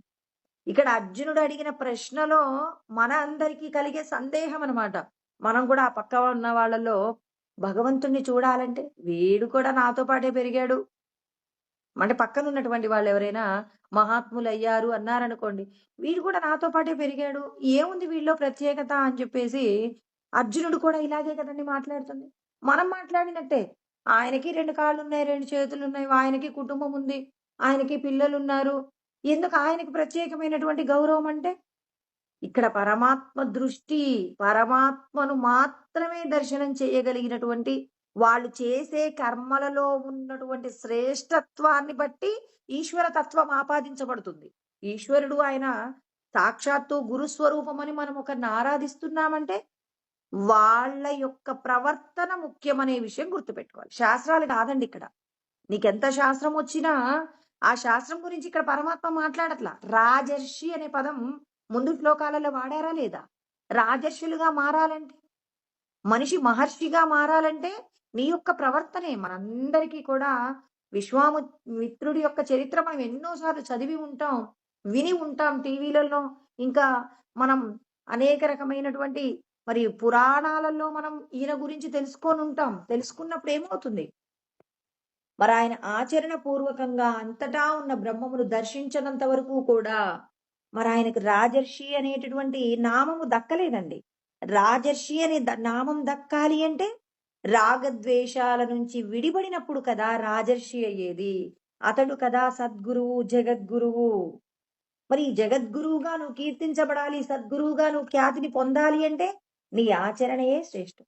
నువ్వు ధర్మం తప్పే విధంగా కర్మ చేస్తే నువ్వు ఏమవుతావు? ఒక సాధారణమైన స్థితికి దేహ దృష్టిలోకి వెళ్ళిపోతే అధమ స్థానంలోకి వెళ్ళిపోతావు.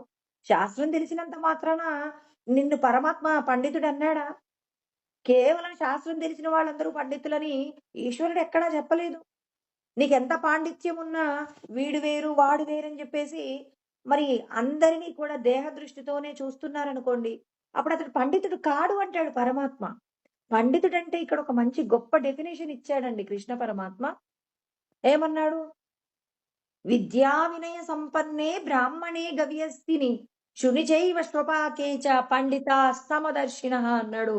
5వ అధ్యాయం 18వ శ్లోకంలో చెప్పారు. పండితుడంటే చాలా గొప్ప డెఫినేషన్ ఉంది. మరి విద్యా వినయం కలిగినటువంటి ఎవరైతే శాస్త్రం తెలిసి మరి విద్యా వినయం కలిగినటువంటి బ్రాహ్మణోత్తముడు, తర్వాత కుక్క మాంసము తినేటటువంటి చండాలుడు, తర్వాత ఇక్కడ మాట్లాడినటువంటి మాటలు ఒక కుక్క గురించి మాట్లాడారు, ఒక ఆవు గురించి, ఒక ఏనుగు గురించి కూడా మాట్లాడారు. ఆవు సత్వగుణానికి ప్రతీకగా చెప్తే ఏనుగు రజోగుణానికి, తర్వాత కుక్క మరి తమో గుణానికి మరి నిర్వచనంగా చెప్తారనమాట. అంటే ఇక్కడ అందరినీ కూడా సమంగా చూడగలిగినటువంటి వ్యక్తి మాత్రమే పండితుడు. అంటే అందరిలో భగవంతుణ్ణి చూస్తే తప్ప మరి వేరొక విషయం మాట్లాడగలుగుతారా? అందరిలో భగవంతుణ్ణి చూసినప్పుడే. ఇక్కడ డొక్కా సీతమ్మ గారు అందరిలో భగవంతుణ్ణి చూసింది కాబట్టి నన్ను ఎవరు సంపదలు అడుగుతున్నారని ఆలోచించలేదు. ఆమె అందరిలో శ్రీమన్నారాయణ్ణే చూశానంటుంది. మరి శ్రీమన్నారాయణ్ణే చూసింది కాబట్టి శ్రీమన్నారాయణుడి యొక్క అనుగ్రహమే పొందింది. అంటే మనం కూడా ఏం చేయాలి? సాక్షాత్తు ఈశ్వర స్వరూపమే లోకమంతా కూడా ప్రకాశిస్తుంది. ఆ ఈశ్వరుడే అన్ని రూపాలలో ఉన్నాడనేటటువంటి సత్యంతో కూడి మన యొక్క కర్మల యందు ఉన్న దోషాలను పోగొట్టుకున్నప్పుడు కదా మనం భగవంతుణ్ణి పొందేది. అంటే మనం పరమాత్మను పొందాలంటే ఈశ్వరుడు మనకు జ్ఞానబోధ చేస్తున్నారు. నీ లోపట ఉన్న సత్య ఆత్మయే సత్యం. కంటికి కనపడుతున్న నామరూపాలన్నీ కూడా అశాశ్వతం అనేటటువంటి సత్యాన్ని నువ్వు ఎరగవలసి ఉంటుందని ఈశ్వరుడు ఏమంటున్నారు. అందుకే ఇక్కడ అర్జునుడు మాట్లాడుతున్నారు. అంటే లోకానికి జ్ఞానబోధ చేయడం కోసమే తప్ప అర్జునుడికి మరి వాళ్ళ బావగారి గురించి గొప్పతనం తెలియదని అనుకోకండి. ఎందుకంటే మరి శ్రీకృష్ణ పరమాత్మ పుట్టినప్పటి నుంచి ఎంతమంది రాక్షసుల్ని సంహరించారు. 7 సంవత్సరాలకే గోవర్ధనగిరిని ఎత్తాడు. ఒక వ్యక్తట నాకు ఒక నెల రోజుల పాటు మాత్రం చక్కటి భోజనం పెట్టండి, నేను అక్కడ మన ఊరి చివర ఉన్నటువంటి ఒక పర్వతాన్ని నేను కూడా చిటికెన వేలుతో ఎత్తుతాను అన్నాడట. అప్పుడు ఆ ఊళ్ళో ఉన్న వాళ్ళందరూ ఎవరికి భగవంతుణ్ణి చూడాలనే కోరిక ఉండదండి. ఒక్క నెల రోజులు ఆ వ్యక్తికి కావలసినవన్నీ ఇద్దామని ఆ ఊరి వాళ్ళందరూ కూడా ఆ వ్యక్తికి మంచి చక్కగా పంచభక్ష పరమాన్నాలతో భోజనాలు పెట్టి సకల సౌకర్యాలు కూడా ప్రసాదించారట. అన్నీ ఇస్తే వాటిని చక్కగా ఒక నెల రోజుల పాటు అనుభవించారట. అనుభవించిన తర్వాత ఇక ఆ ఊర్లో ఉన్నవాళ్ళు ఇప్పుడు మనకొక ఊర్లో మనం ఇక్కడున్నామంటే మన చుట్టుపక్కల ఎన్నో ఊర్లలో మన బంధువులు ఉంటారు గదండీ! ఆ ఉన్నటువంటి బంధువులందరికీ కూడా మా ఊర్లో మరి మా కొండనెత్తుతాడట ఒకాయన. ఆయన్ని నెల రోజులు మేము చాలా చక్కగా చూసుకున్నాం. మీరందరూ రండి అంటే ఆ చుట్టుపక్కల గ్రామాలలో ఉన్న వాళ్ళందరూ కూడా తండోపతండాలుగా వచ్చారట. ఇలా తండోపతండాలుగా వచ్చిన తర్వాత ఇక ఆయన గారు గూడా చక్కగా వచ్చారట. వచ్చి స్వామి మీరు ఆ పర్వతాన్ని ఎత్తితే కృష్ణుడు ఆనాడు గోవర్ధనగిరి పర్వతాన్ని ఎత్తితే మేము చూడలేదండి. ఇప్పుడు మీరు ఆ పర్వతాన్ని ఎత్తితే, ఆ కొండని ఎత్తితే మేము చూస్తామండి. ఎత్తండి అన్నాడు. ఇప్పుడు వాడన్నాడట, మీరు ఆ కొండని లేపి నా చిటికెన వేలు మీద పెట్టండి. నేను నిలబెడతానన్నాడట. చూడండి. అంటే వాచా వేదాంతం అంటే ఇదేనండి. అంతటా భగవంతుడున్నాడు, అంతటా భగవంతుడున్నాడంటే, అంతటా భగవంతుడిని చూడడానికి నువ్వు చెయ్యాల్సిన విచారణ లేదా? ఇక్కడ అతనేమంటున్నాడు? నేను కొండనెత్తుతానన్నాను. అవును నేనెత్తుతానన్నాను. నా మాటలో ఏమైనా తప్పుందా? మీరు దాన్ని లేపి నా చిటికెన వేలు మీద పెట్టండి. నేను నిలబెట్టకపోతే అప్పుడు చెప్పండి. నన్నడగండి. నేనేమైనా తప్పుగా మాట్లాడానా? అంతటా ఈశ్వరుడు ఉన్నారు అన్నప్పుడు, ఆ ఈశ్వరుడిని ఆ ఈశ్వరుడికుండే లక్షణాలు తెలియాలి. అందుకే ఆత్మ విచారణ చెయ్యాలండి. ఆత్మ విచారణ చేసి ఏది సత్యం, ఏది అసత్యం అనేటటువంటి సత్యం నీకు తెలియాలి. ఇక్కడ అర్జునుడు లోకానికి సత్యం చెప్తున్నాడు.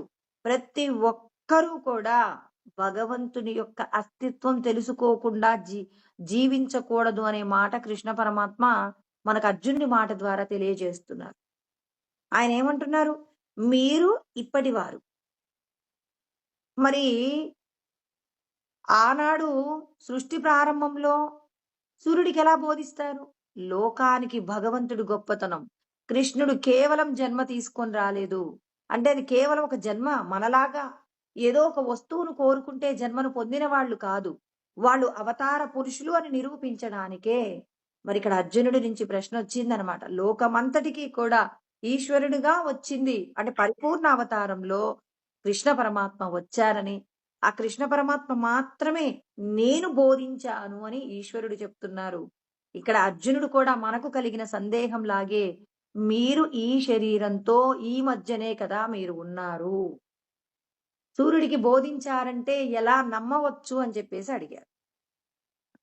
అడిగినప్పుడు కృష్ణ పరమాత్మ సమాధానం చెప్తున్నాడు. ఏమంటున్నాడు? బహూని మే వ్యతీతాని జన్మాని తవ చార్జున తాన్యహం వేద సర్వాణి నత్వం వేత్త పరంతప అంటాడు. బహూనిమే అంటే చాలా జన్మలు ఎత్తాం. ఎవరెవరు? మీరు, నేను అందరం. ముందుగానే మనకు 2వ అధ్యాయంలో ఆయన బోధ ప్రారంభించినప్పుడే అంటే జ్ఞాన ఉపదేశాన్ని ప్రారంభించిన వెంటనే 12వ శ్లోకంలో చెప్పారు. నత్వేవాహం జాతునాసం నత్వం నేమే జనాధిపాహ నచైవ న భవిష్యామః సర్వే వయమత పరం అన్నాడు. అంటే ఇప్పుడు నువ్వు, నేను, ఈ రాజులు, అక్కడ ఉన్నటువంటి సైన్యము అందరూ కూడా గతంలో మనమున్నాం. ఇప్పుడు వర్తమానంలో ఉన్నాం. మళ్ళీ ఈ శరీరాలు విడిచిపెట్టిన తర్వాత భవిష్యత్తులో కూడా ఉంటాము. అంటే మనమందరము అన్ని కాలాలలో ఉన్నాం. కృష్ణుడున్నప్పుడు మనం ఉన్నామా అంటే ఉన్నాం. ఏ రూపంలో ఉన్నామో మనకు తెలీదండి. ఎందుకంటే మాయలో ఉన్న వాళ్ళకి తెలీదు. ఇప్పుడు మనం ఈ పూర్వజన్మల్లో ఏ శరీరాన్ని పొంది ఉన్నామో మనకేమైనా తెలుసా?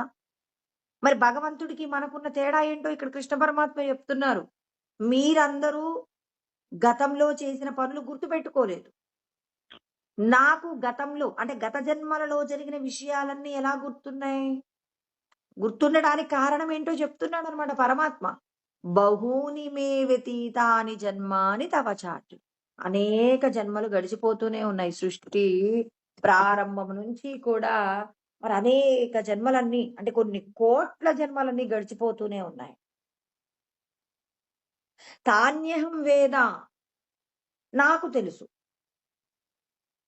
మరి మీకు తెలీదు. మాంతు వేదన కచ్చెన అంటే మీకు తెలీదు, నాకు తెలుసు. అంటే మరి మీకెందుకు గుర్తుంది? మాకెందుకు గుర్తులేదు? వెంటనే మనకు డౌట్ వస్తది గదండీ! ఆయనేమో నేను సూర్యుడికి ఉపదేశం చేశాను నాకు గుర్తుంది అంటున్నాడు. అర్జునుడు అంటున్నాడు గతంలో నేనెక్కడున్నానో నాకు గుర్తులేదు. మరి నాకు తెలియనిది నీకెలా తెలుస్తదండి? ఇప్పుడు మనం గూడా అంటాం ఎవరైనా అంటారు నాకు గతంలో నేను పలానా జన్మ పొందాను అని చెప్పేసి చెప్పారనుకోండి. అప్పుడేమంటాం? అయ్యో! నాకు తెలియని విషయం మీకెలా తెలుస్తదండి? అప్పుడేమంటారు? మహాత్ముల యొక్క మహాత్ములు చెప్పేటటువంటి బోధనలన్నింటినీ కూడా మీరు కూడా అధ్యయనం చెయ్యండి, ఆచరించండి. అప్పుడు మీకు కూడా మీరు పొందినటువంటి స్థితిని మీరు పొందగలుగుతారు. అందుకే మరి జగ్గి వాసుదేవ్ గారు చెప్తారనమాట. ధ్యానం చేసేటప్పుడు గత జన్మలలోకి మీరు వెళ్ళకండి అంటారు. ఎందుకంటే ఈ జన్మలో మనకున్నటువంటి కష్టాలను తలుచుకుంటేనే మనం ఆ కష్టాల నుంచి ఎప్పుడెప్పుడు బయటపడదామా అని ఆలోచిస్తాం. మరి అలాంటిది గత జన్మలలో మనం చేసినటువంటి కర్మలలో ఉన్న దోషాలు ఇవన్నీ మనకు గుర్తొచ్చాయనుకోండి, అసలు మనము ఆ జన్మలలో చేసిన పాపాలు ఇప్పుడు మనం ఏదైనా ఒక ఏమంటారు? మనం ఏదైనా ఒక తప్పు చేశామనుకోండి. ఎప్పుడో మనకేదో అవసరం వచ్చినప్పుడు ఒక తప్పు చేశామనుకోండి. ఇప్పుడు ఏమనుకుంటాం? అయ్యో! నేను ఆ రోజున అలా చేసి ఉండకూడదు. నేనెందుకు చేశానో నేనలాంటి పని అని చాలా పశ్చాత్తాపం పొందుతామండి. మరి అలాంటిది మనకి గత జన్మల్లో జరిగినటువంటి విషయాలు కూడా అన్నీ కూడా గుర్తొస్తున్నాయనుకోండి.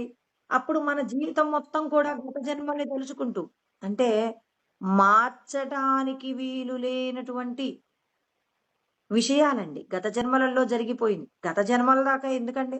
ఇప్పుడు ఈ క్షణం కంటే ముందు ఒక క్షణంలో జరిగినటువంటి విషయాలేమో మనకు గుర్తులేవు. మనం వాటినేమైనా మార్చగలమా? గత జన్మలలో మనకు చేసినటువంటి కర్మలలో ఏదైనా మంచి కానీ, చెడు గాని మార్చగలమా? ఒక క్షణం ముందు జరిగిన దాన్ని మార్చలేం. మరి గత జన్మలో జరిగిందా ఏమన్నా చేయగలమా? దాని గురించి విచారం పొందడం కంటే, ఇప్పుడు ఈ వర్తమానంలో నువ్వు చేయవలసినటువంటి కర్తవ్యం ఏంటో నీకు తెలియాలి. నీ కర్తవ్యం ఏమిటో నీకు తెలియకుండా మనం ఏం చేస్తాం? గతం గురించి తెలుసుకొని ఏంటండి లాభం? నువ్వు ఆ రోజున పాపం చేశావని తెలిసింది. ఇప్పుడు ఆ పాపాన్ని నువ్వేం చేయగలవు? ఈ జన్మ ప్రయత్నం చేత నువ్వు తెలుసుకోవలసిన సత్యమేంటో తెలుసుకోవాలి గాని, అంటే నువ్వు చేసేటటువంటి పనులలో శ్రేష్టత రావాలంటే నువ్వేం చేయాలో తెలుసుకోవాలి. ఇప్పుడు నువ్వు చేస్తున్నటువంటి అంటే నీకు ఈ క్షణంలో నువ్వెలా బతకాలో నీకు అర్థం కాదు. ఈ క్షణాన్ని నువ్వెలా సద్వినియోగపరుచుకోవాలో తెలియాలి. అందుకోసం నువ్వేం చేయాలి? సత్యమైనటువంటి వస్తువు కోసం అని చెప్పేసి నువ్వు ప్రయత్నం చేయవలసి ఉంటుందని చెప్పేసి మరి మనకు కృష్ణ పరమాత్మ చెప్తున్నారనమాట. ఏమంటున్నారు? అనేక జన్మలు గడిచిపోయాయి. బహూని మే వ్యతీతాని జన్మాని తవ చార్జున. తాన్యహం వేద సర్వాణి నత్వం వేత్త పరంతప. అంటే పరంతప అని పిలిచాడు. శత్రువులను తప్పింప చెయ్యువాడా. అంటే బాహ్యమునందు ఎవరైనా మరి అధర్మపరులు ఎవరైనా ఉంటే వాళ్ళందరినీ కూడా నువ్వేం చేస్తావు? నీకున్న అస్త్రములు, శస్త్రముల చేత నువ్వందరినీ కూడా ఏం చేస్తావు? వాళ్ళందరినీ కూడా నువ్వు జయించగలవు. కానీ అంతఃశత్రువులనే వాళ్ళు లోపట ఉన్నారు. వాళ్ళని గెలిస్తే నీకు గత జన్మలలో జరిగిన విషయాలు నీకు గుర్తుకొస్తాయి అంటున్నాడు. గతంలో జరిగిన విషయాలు నీకు తెలుస్తాయి. అంటే భగవంతుడు 2 విషయాలు చెప్పారండి. ఏమంటున్నాడు? మనమందరము కూడా కొన్ని లక్షల కోట్ల జన్మలు గడిపేశామని చెప్తున్నారు. తర్వాత ఏం చెప్పారు? మరి మీరు కూడా ఆయా జన్మలలో జరిగినటువంటి విశేషాలన్నీ తెలుసుకోవాలనేటటువంటి కుతూహలం మీకుంటే మీరేం చేస్తారు? విచారణ చేయాలి.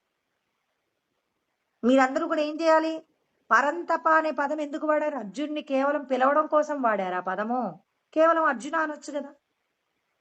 కానీ ఆ పరమాత్మ వాడినటువంటి పేర్లు కూడా ఒక్కొక్క సందర్భంలో ఒక్కొక్క పేరు వాడారు. బాగా గుర్తుపెట్టుకోవాలి. కృష్ణ పరమాత్మ ఒక చోట అర్జునుడిని ఒక పేరుతో పిలిచారు అంటే ఆ పిలుపుకు కూడా ఆ చెప్పబడిన విషయానికి రిలేషన్ లోనే ఉందండి. అక్కడ ఇన్రిలవెంట్ అని ఏమి ఉండదండి.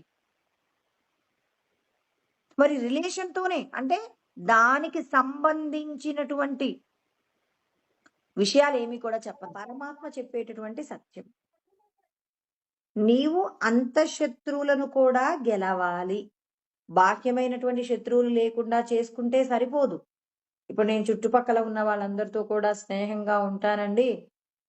ఇరుగు పొరుగు వాళ్ళందరికీ నా వంతుగా ఎంతో కొంత సహాయం చేస్తుంటాను అని చెప్పేసి మనం చెప్తున్నాం. పరమాత్మ అంటున్నారు చాలా బాగుంది. బాహ్యమైన విషయాలలో మీరు చాలా గొప్పగా జీవిస్తున్నారు. కానీ లోపట ఉన్న అంతఃశత్రువులను మీరు ఎప్పుడైనా విచారణ చేశారా? మనం ఎప్పుడు కూడా ఏం చేస్తాం? బయటున్న విషయాలలో మనకన్నీ అనుకూలంగా ఉండాలని కోరుకుంటాం. మనతో అందరూ సానుకూలంగా ఉండాలని కోరుకుంటాం. మనం కోరుకున్నవన్నీ మన చుట్టూ ఉండాలి అని కోరుకుంటాం. అంటే మరి ఎన్నో విషయాలలో మనం ఏం ఆలోచిస్తూ ఉంటామంటే, మనం బ్రతికినన్ని రోజులు కూడా ఆహారానికి ఏ విధమైనటువంటి లోటు ఉండకూడదు. 10 మందితో నోటి మంచితనం చేత ఉండాలి అని చెప్పేసి మనం ఆలోచన చేస్తూ ఉంటాం. ఈశ్వరుడు అంటున్నారు, మీ లోపట ఉన్నటువంటి పరబ్రహ్మము మీకు దొరకాలి అంటే, మీరు చెయ్యవలసినటువంటి సాధన ఏమిటి? నాకు తెలుస్తుంది, మీకు తెలియట్లేదు. ఈ రహస్యం తెలుసుకోవాలని ఎంతమందికుండదు? అందరికుంటుంది గదా! గతంలో మనం ఎలా ఉన్నాము? భవిష్యత్తులో ఎలా ఉండబోతాం? ఏ పనులు చేసిన వారికి ఎలాంటి శిక్ష పడుతుంది? ఏ పనులు చేసినటువంటి వారు దేవతాది జన్మలను పొందుతారు? మరి పశుపక్షాదులు నీచమైన యోనుల్లోకి ఎవరు వెళ్తారు?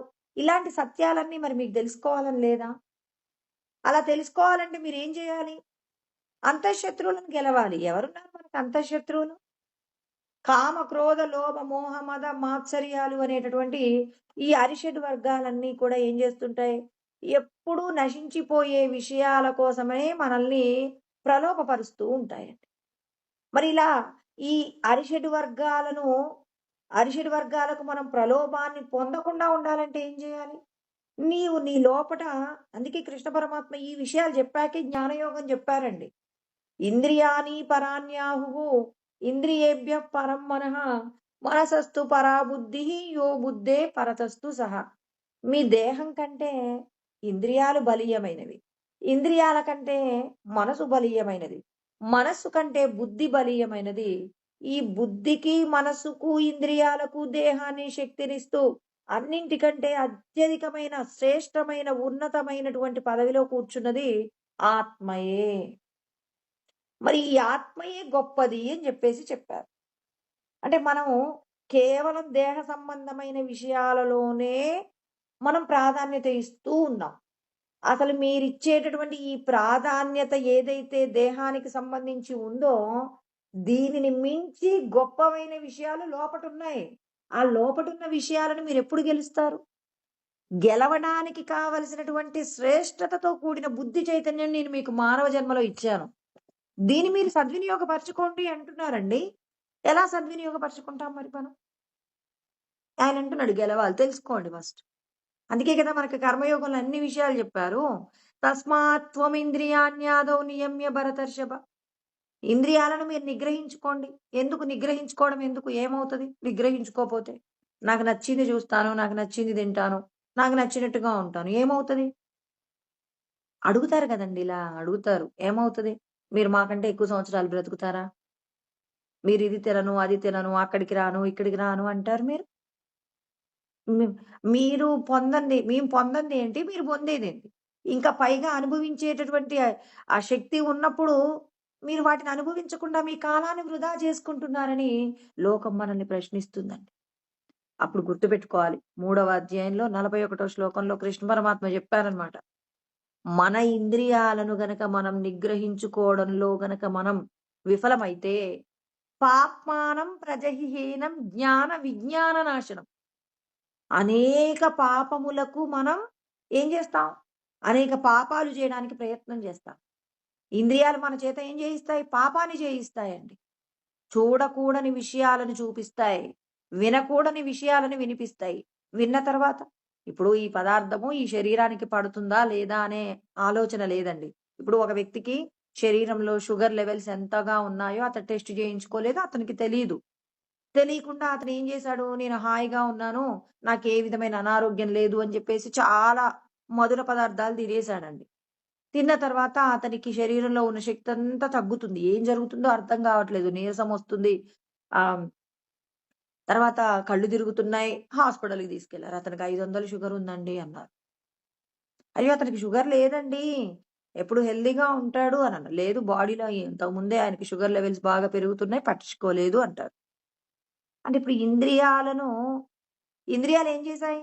అక్కడున్న మధుర పదార్థాలన్నీ చూడగానే నాలుకేమన్నది తిను, తిను, తిను అని ప్రేరేపించింది. దానికి కూడా రాగద్వేషాలుంటాయని ముందే చెప్పారుగా.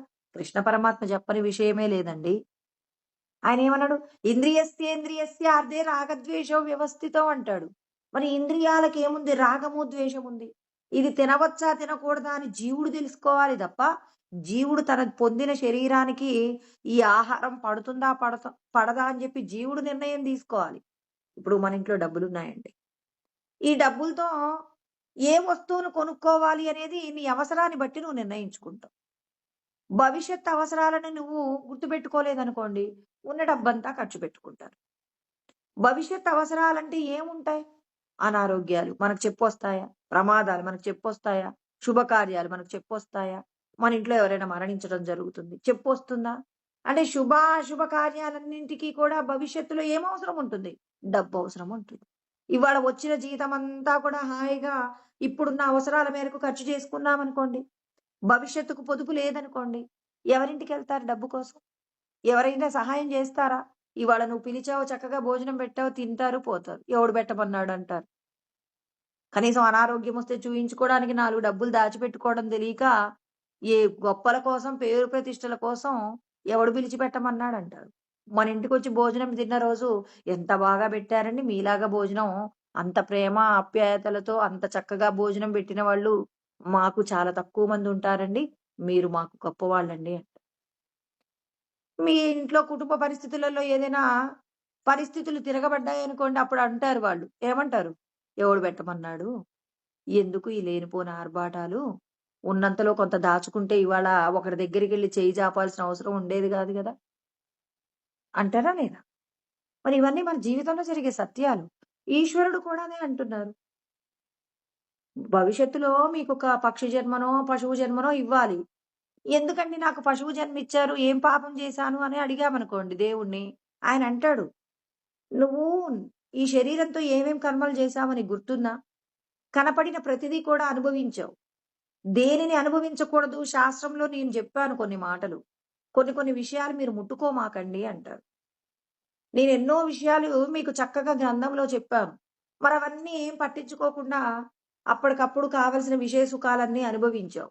ఆ అనుభవించిన సుఖాలన్నీ కూడా నీకు నీచమైనటువంటి, అందరూ అసహించుకునేటటువంటి ఏదో ఒక ఆహ్, బల్లి జన్మనో, ఏదో ఒక క్రిమికీటకాల కొన్ని కొన్ని ప్రాణుల్ని కొంతమంది తిడతారండి.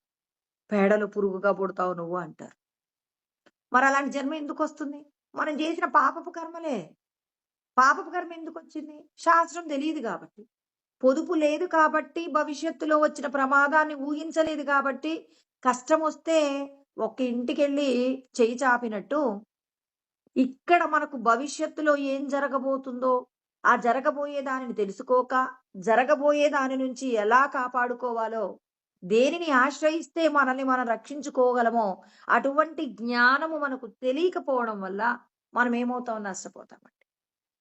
నష్టపోవడం అంటే ఎలా నష్టపోతాం? ఇవాళ నువ్వు ఏం తినకూడదు నీకు తెలిసుండాలి. ఇది తినకుండా నువ్వు ఉన్నందుకు మితాహారం ఎందుకు తినాలి? అమితంగా తినడం వల్ల ఏమవుతుంది? అతిగా తిన్నవాడు అతిగా నిద్రపోతాడు. సోమరితనం వస్తుంది. మరి భగవంతుడు సోమరితనంతో బతకమన్నాడా? నువ్వొక పశువువా సోమరిగా తిని పడుకోవడానికి? నువ్వు ఏ కర్తవ్యం నిమిత్తంగా ఈ శరీరాన్ని తీసుకున్నావు? ఈ శరీరంతో నువ్వు చెయ్యవలసిన సాధనేంటి? అంటే కేవలం కుటుంబానికి సంబంధించినటువంటి ఉద్యోగం చేసి, ఆ వండుకొని తిని, హాయిగా మీ పనులు మీరు జేసుకోవడానికే పుట్టారా? అది కేవలం శారీరకపరమైనటువంటి మీ యొక్క బాధ్యతలు. మరి మీ శ్రేయస్సేది? ఈ లోకానికి మీరందించే శ్రేయస్సేది? మీరు లోకాన్ని ఒక బిడ్డగా ఎందుకు సాదటం లేదు? లోకానికి మీ వంతుగా మీరేం పని జేస్తున్నారు? ఇతరులకు మీరేం అందిస్తున్నారు? నిజంగా లోకానికి చేసినట్టుగా కనపడుతుంది కానీ, అది లోపటున్న జీవుడిని అంటే మనల్ని మనం ఉద్ధరించుకుంటున్నామండి. మనల్ని మనం ఉద్ధరించుకోవాలి అంటే ఇక నీకేం తెలియాలి? లోపట ఉన్నటువంటి విషయాలు ఎంత బలీయమైనవో, మన చేత ఎన్ని పాపపు కర్మలు చేయిస్తాయో, ఆ పాపపు కర్మలను చేయించకుండా వాటి నుండి మనం ఎలా బయటపడాలో, వాటికి సంబంధించిన విచారణనే ఉండాలి నీకు. నీ కన్ను ఈ విషయాన్ని ఎందుకు చూడమంటుంది? ఈ ముక్కుతో నువ్వు ఈ వాసననే ఎందుకు ఇష్టపడుతున్నావు? అందరికి తెలిసిన ఉపమానమే. ఒకరు చేపల చేపలు పట్టుకునేవాళ్ళు. ఏదో వర్షం వస్తుందని పూలమ్ముకునే వాళ్ళ ఇంటి ముందు నిలబడి, "అమ్మా! వర్షం బాగా వస్తుంది. ఈ రాత్రికి మీ ఇంటి ముందు పడుకోవచ్చు." ఇప్పటి కాలంలో అంటే అది లేదులే గానీ, పూర్వకాలంలో ఇదంతా జరిగేది గదా! అప్పుడు పూలమ్ముకునే వాళ్ళన్నారు, "సరేనండి వచ్చి పడుకోండన్నారు." ఇప్పుడు పడుకుంటే చేపలమ్ముకునే వాళ్ళకు చేపల వాసన నచ్చుతుంది. పూలమ్ముకునే వాళ్ళకు పూల వాసన నచ్చుతుంది. ఇప్పుడు చేపల బుట్ట, పూల బుట్ట. చేపల బుట్ట దగ్గరేమో పూలమ్మే వాళ్ళు పడుకున్నారట. మరి పూలమ్ముకునే వాళ్ళు పూల బుట్ట దగ్గరేమో చేపలు పట్టేవాళ్ళు పడుకున్నారు. ఇప్పుడు ఇద్దరు కూడా కాసేపటికి బయటకొచ్చారు. "ఏంటండి?" అన్నారు. "నిద్ర పట్టట్లేదు." "ఎందుకు?" "చేపల వాసన అలవాటు లేదండి. మాకెప్పుడూ పూల సుగంధమే అలవాటు." మరి మీరెందుకు లేచారు? వీళ్ళ దృష్టిలో ఏంటి? పువ్వులకు మించినటువంటి సుగంధం ఎక్కడుంటుంది అని నాకంటే చేపల నీచుక పడలేదు. మరి మీరెందుకు వచ్చారు? అంటే మాకు చేపల వాసన నస్ అలవాటయిపోయిందండి. పూల వాసన చూస్తే తలంతా నొప్పిగా ఉంది అన్నారు. ఇప్పుడు ఎవరి బుట్ట వాళ్ళ దగ్గర పెట్టుకొని పడుకున్నారు. అంటే అది చేపల వలన వచ్చేటటువంటిది దుర్గంధమని, పుష్పాల నుంచి వచ్చేది సుగంధము అని జెప్పేసి, మరి వాళ్ళ నిత్య జీవితంలో వాళ్ళ యొక్క అనుభవాలను బట్టి వాళ్ళు నిర్ణయం తీసుకున్నారు. ఇక్కడ చేపల కంపు పడలేదు అనంటే, చేపల కంపు మరి మంచిది కాదు అని జెప్పేసి వాళ్ళు అనుకోవట్లా. వాళ్ళు దేనికి అలవాటు పడి ఉన్నారో, ఈ చేపల కంపు నుంచి మరి పూల యొక్క సుగంధాన్ని మనం ఆస్వాదించాలి అంటే, ఇక్కడ మన యొక్క ముక్కు యొక్క అంటే ఇక్కడ మన ఇంద్రియం ఏదైతే నాసిక ఉందో, దీనికి ట్రైనింగ్ ఇవ్వాలి. ఈ చేపలు పట్టి అమ్మేటటువంటి చేపలను చంపకూడదని, మరి దానివల్ల మరి అంటే ఒక ప్రాణిని చంపి తింటున్నారు అంటే, ఆ వ్యాపారం చేయడము అనంటే, మనం చేసినటువంటి కర్మలను పెంచుకోవడమే తప్ప తగ్గించుకోవడం అని తెలుసా? అంటే ఇక్కడ పరమాత్మ మనందరికీ ఏం చెప్తున్నాడు? మీరు తెలుసుకోనంత కాలం ఇది మా వృత్తి అండి అని చెప్పేసి మీరు అలా బ్రతికినంత కాలం మళ్ళీ మళ్ళీ పుడుతూనే ఉంటారు, చచ్చిపోతుంటారు. మనం ఏం జేయాలి? ప్రయత్నపూర్వకంగా పూర్వజన్మలలో ఏ గుణముతో కూడి కర్మ చేశావో, నీకు ఆ కర్మకు సంబంధించి నీకు ఈ జన్మలో, ఈ కులంలో నువ్వు పుట్టావు. దీనితో నువ్వు బతకాలని లేదు. అయ్యో! నేనిక్కడ ఈ చేపలు పట్టుకొనే బ్రతుకుతానండి. ఇంక నాకు మరొక జన్మ లేదు, మరొక జీవితం లేదండి అంటే, పూర్వజన్మలలో నువ్వు చేసిన పాపపు కర్మల నిమిత్తంగా నువ్వక్కడ పుట్టావు. ఇక్కడ నువ్వెవరో తెలుసుకో ఫస్టు. నిజంగా నువ్వు చేపలమ్ముకునేటటువంటి వాళ్ళకి సంబంధించిన జీవితంతోనే గడుపుతావా? లేకపోతే సత్యమేదో తెలుసుకుంటావా? సత్యమేమయ్యుంది? సత్యమేమయ్యుంది అంటే, నువ్వు ఈ శరీరం కాదు. నువ్వు సచ్చిదానంద స్వరూపము. మరి నువ్వు సచ్చిదానంద స్వరూపమైనప్పుడు ఆయనడుగుతాడు. నేను సచ్చిదానందమైనప్పుడు ఎందుకండి చేపలు పట్టుకునే వాళ్ళ ఇంట్లో పుట్టాను అంటే, నువ్వు ఏ నువ్వు చేసినటువంటి కర్మలలో ఉన్న దోషాలు ఏమయ్యాయి? పాపములుగా మారాయి. ఆ పాపపు కర్మను అనుభవించడానికి ఈశ్వరారాధన నువ్వు చెయ్యకుండా, నువ్వు ఎప్పుడూ కూడా ఏం జరుగుతుంది? మరి పాపము చెయ్యడానికి అనుకూలత ఉన్న కుటుంబాలలో నిన్ను ఈశ్వరుడు పుట్టింపచేసి, నీ యొక్క పాపాన్ని ఏం చేస్తున్నాడు? పూర్తి చేయిస్తూ ఉన్నాడు. ఇప్పుడు నువ్వు ఈ జన్మ ప్రయత్నం చేత ఏం చేయాలి? ఈశ్వరుడి యొక్క జ్ఞానాన్ని తెలుసుకొని, నేను బ్రతికినంత కాలము కూడా ఇలాంటి పాపపు జీవితమే గడపాలా? ఏదైనా ముక్తిని పొందడానికి అవకాశం ఉందా అంటే, నీ శరీరం లోపట ఉన్నటువంటి గొప్ప స్థితులు నువ్వు తెలుసుకో. నిన్ను దోషాలతో కూడిన కర్మ చేయించే విధంగా నిన్ను ప్రేరేపించేదెవరో తెలుసుకో. లోపట ఇంద్రియాలు బలీయమైనవి ఉన్నాయి. మనస్సు ఉంది. మరి దీన్ని ఎటు నడిపించాలి అనేది మంచి వైపు వెళ్తావా? చెడు వైపు వెళ్తావా? అనేది నువ్వు అందించే జ్ఞానాన్ని బట్టి నీ బుద్ధి పనిచేస్తుంది. కాబట్టి లోపట ఉన్న ఇన్ని విషయాల యొక్క విచారణ నువ్వు చెయ్యాలి. పరంతప అంటే లోపట ఉన్న శత్రువులను నువ్వేం చేయాలి? తప్పింపజేయాలి. బయట ఉన్న శత్రువులను ఓడించావు బావుంది. లోపటున్న శత్రువులను కూడా గెలువు.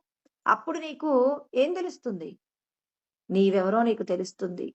నువ్వు చేసే కర్మ నిన్ను భవిష్యత్తులో ఎలా ఉద్ధరిస్తుందా? లేకపోతే నిన్ను ఇబ్బంది పెడుతుందా? ఇవన్నీ మీరే స్వయంగా తెలుసుకుంటారు. నేను చెప్పడం ఎందుకు? నేనేం చేశాను? నేనన్నీ గుర్తుపెట్టుకున్నాను. ఎలా గుర్తుపెట్టుకున్నాను? త్రిగుణాల మాయను దాటాను నేను. లోపటున్నటువంటి ఇంద్రియాలు, మనసు, బుద్ధి నేను చెప్పినట్టుగా ఆడతాయి. అందుకే నాకు గతంలో ఏం జరిగిందో గుర్తుంది. అందుకే నేను సూర్యుడికి బోధన చేశాను అన్నాను. అంటే మనం కూడా అందుకే కదండీ పరమేశ్వరుడు చేతిలో త్రిశూలం పట్టుకుంటాడు. మరి మన చేతిలో ఎందుకు లేదు త్రిశూలం? అంటే మనం 3 గుణాలు దాటితే మనం కూడా త్రిశూలం పట్టుకునే పరమేశ్వర స్వరూపంగా మనం కూడా మారిపోతాం. కానీ ఇక్కడ మరి పరమేశ్వరుడు మాత్రమే ఆయన త్రిగుణాలమాయన చేతిలో పట్టుకున్నాడు. త్రిగుణాలమాయ చేతిలో పట్టుకోవడం అంటే అదేదో త్రిశూలం పట్టుకుంటే మనం కూడా దాటేస్తామంటే కుదరదు. నీ లోపట అంతరాంతరాలలో మార్పు రావాలి.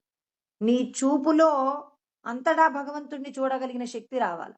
నీవి చెవి ద్వారా వినే విషయాలు లోకానికి ఉపకారం జరిగేలాగే ఉండాలి. నీ ముక్కు ద్వారా చూసే విషయాలు, నాలుక ద్వారా తినేది ఈశ్వరుడు ఏదైతే అంగీకరిస్తారో అంగీకరించిన విధంగా ఎక్కడి నుంచి చెప్తారు? మనకు అంగీకరించటం అంటే ఎలా తెలుస్తుంది? శాస్త్రం ప్రమాణం తే కార్య అకార్య వ్యవస్థితో జ్ఞాత్వా శాస్త్ర విధానోక్తం కర్మ కర్తుమిహార్హసి. మనందరి అర్హత ఏమైంది? మనం చేసేటటువంటి కర్మలలో ప్రతిదీ కూడా ఇది చెయ్యదగినది, ఇది చెయ్యకూడనిది అని చెప్పి ఈశ్వరుడు శాస్త్రంలో రాసి పెట్టారు. వాటిని మీరందరూ తెలుసుకోండి. తెలుసుకొని విచారణ చేయండి.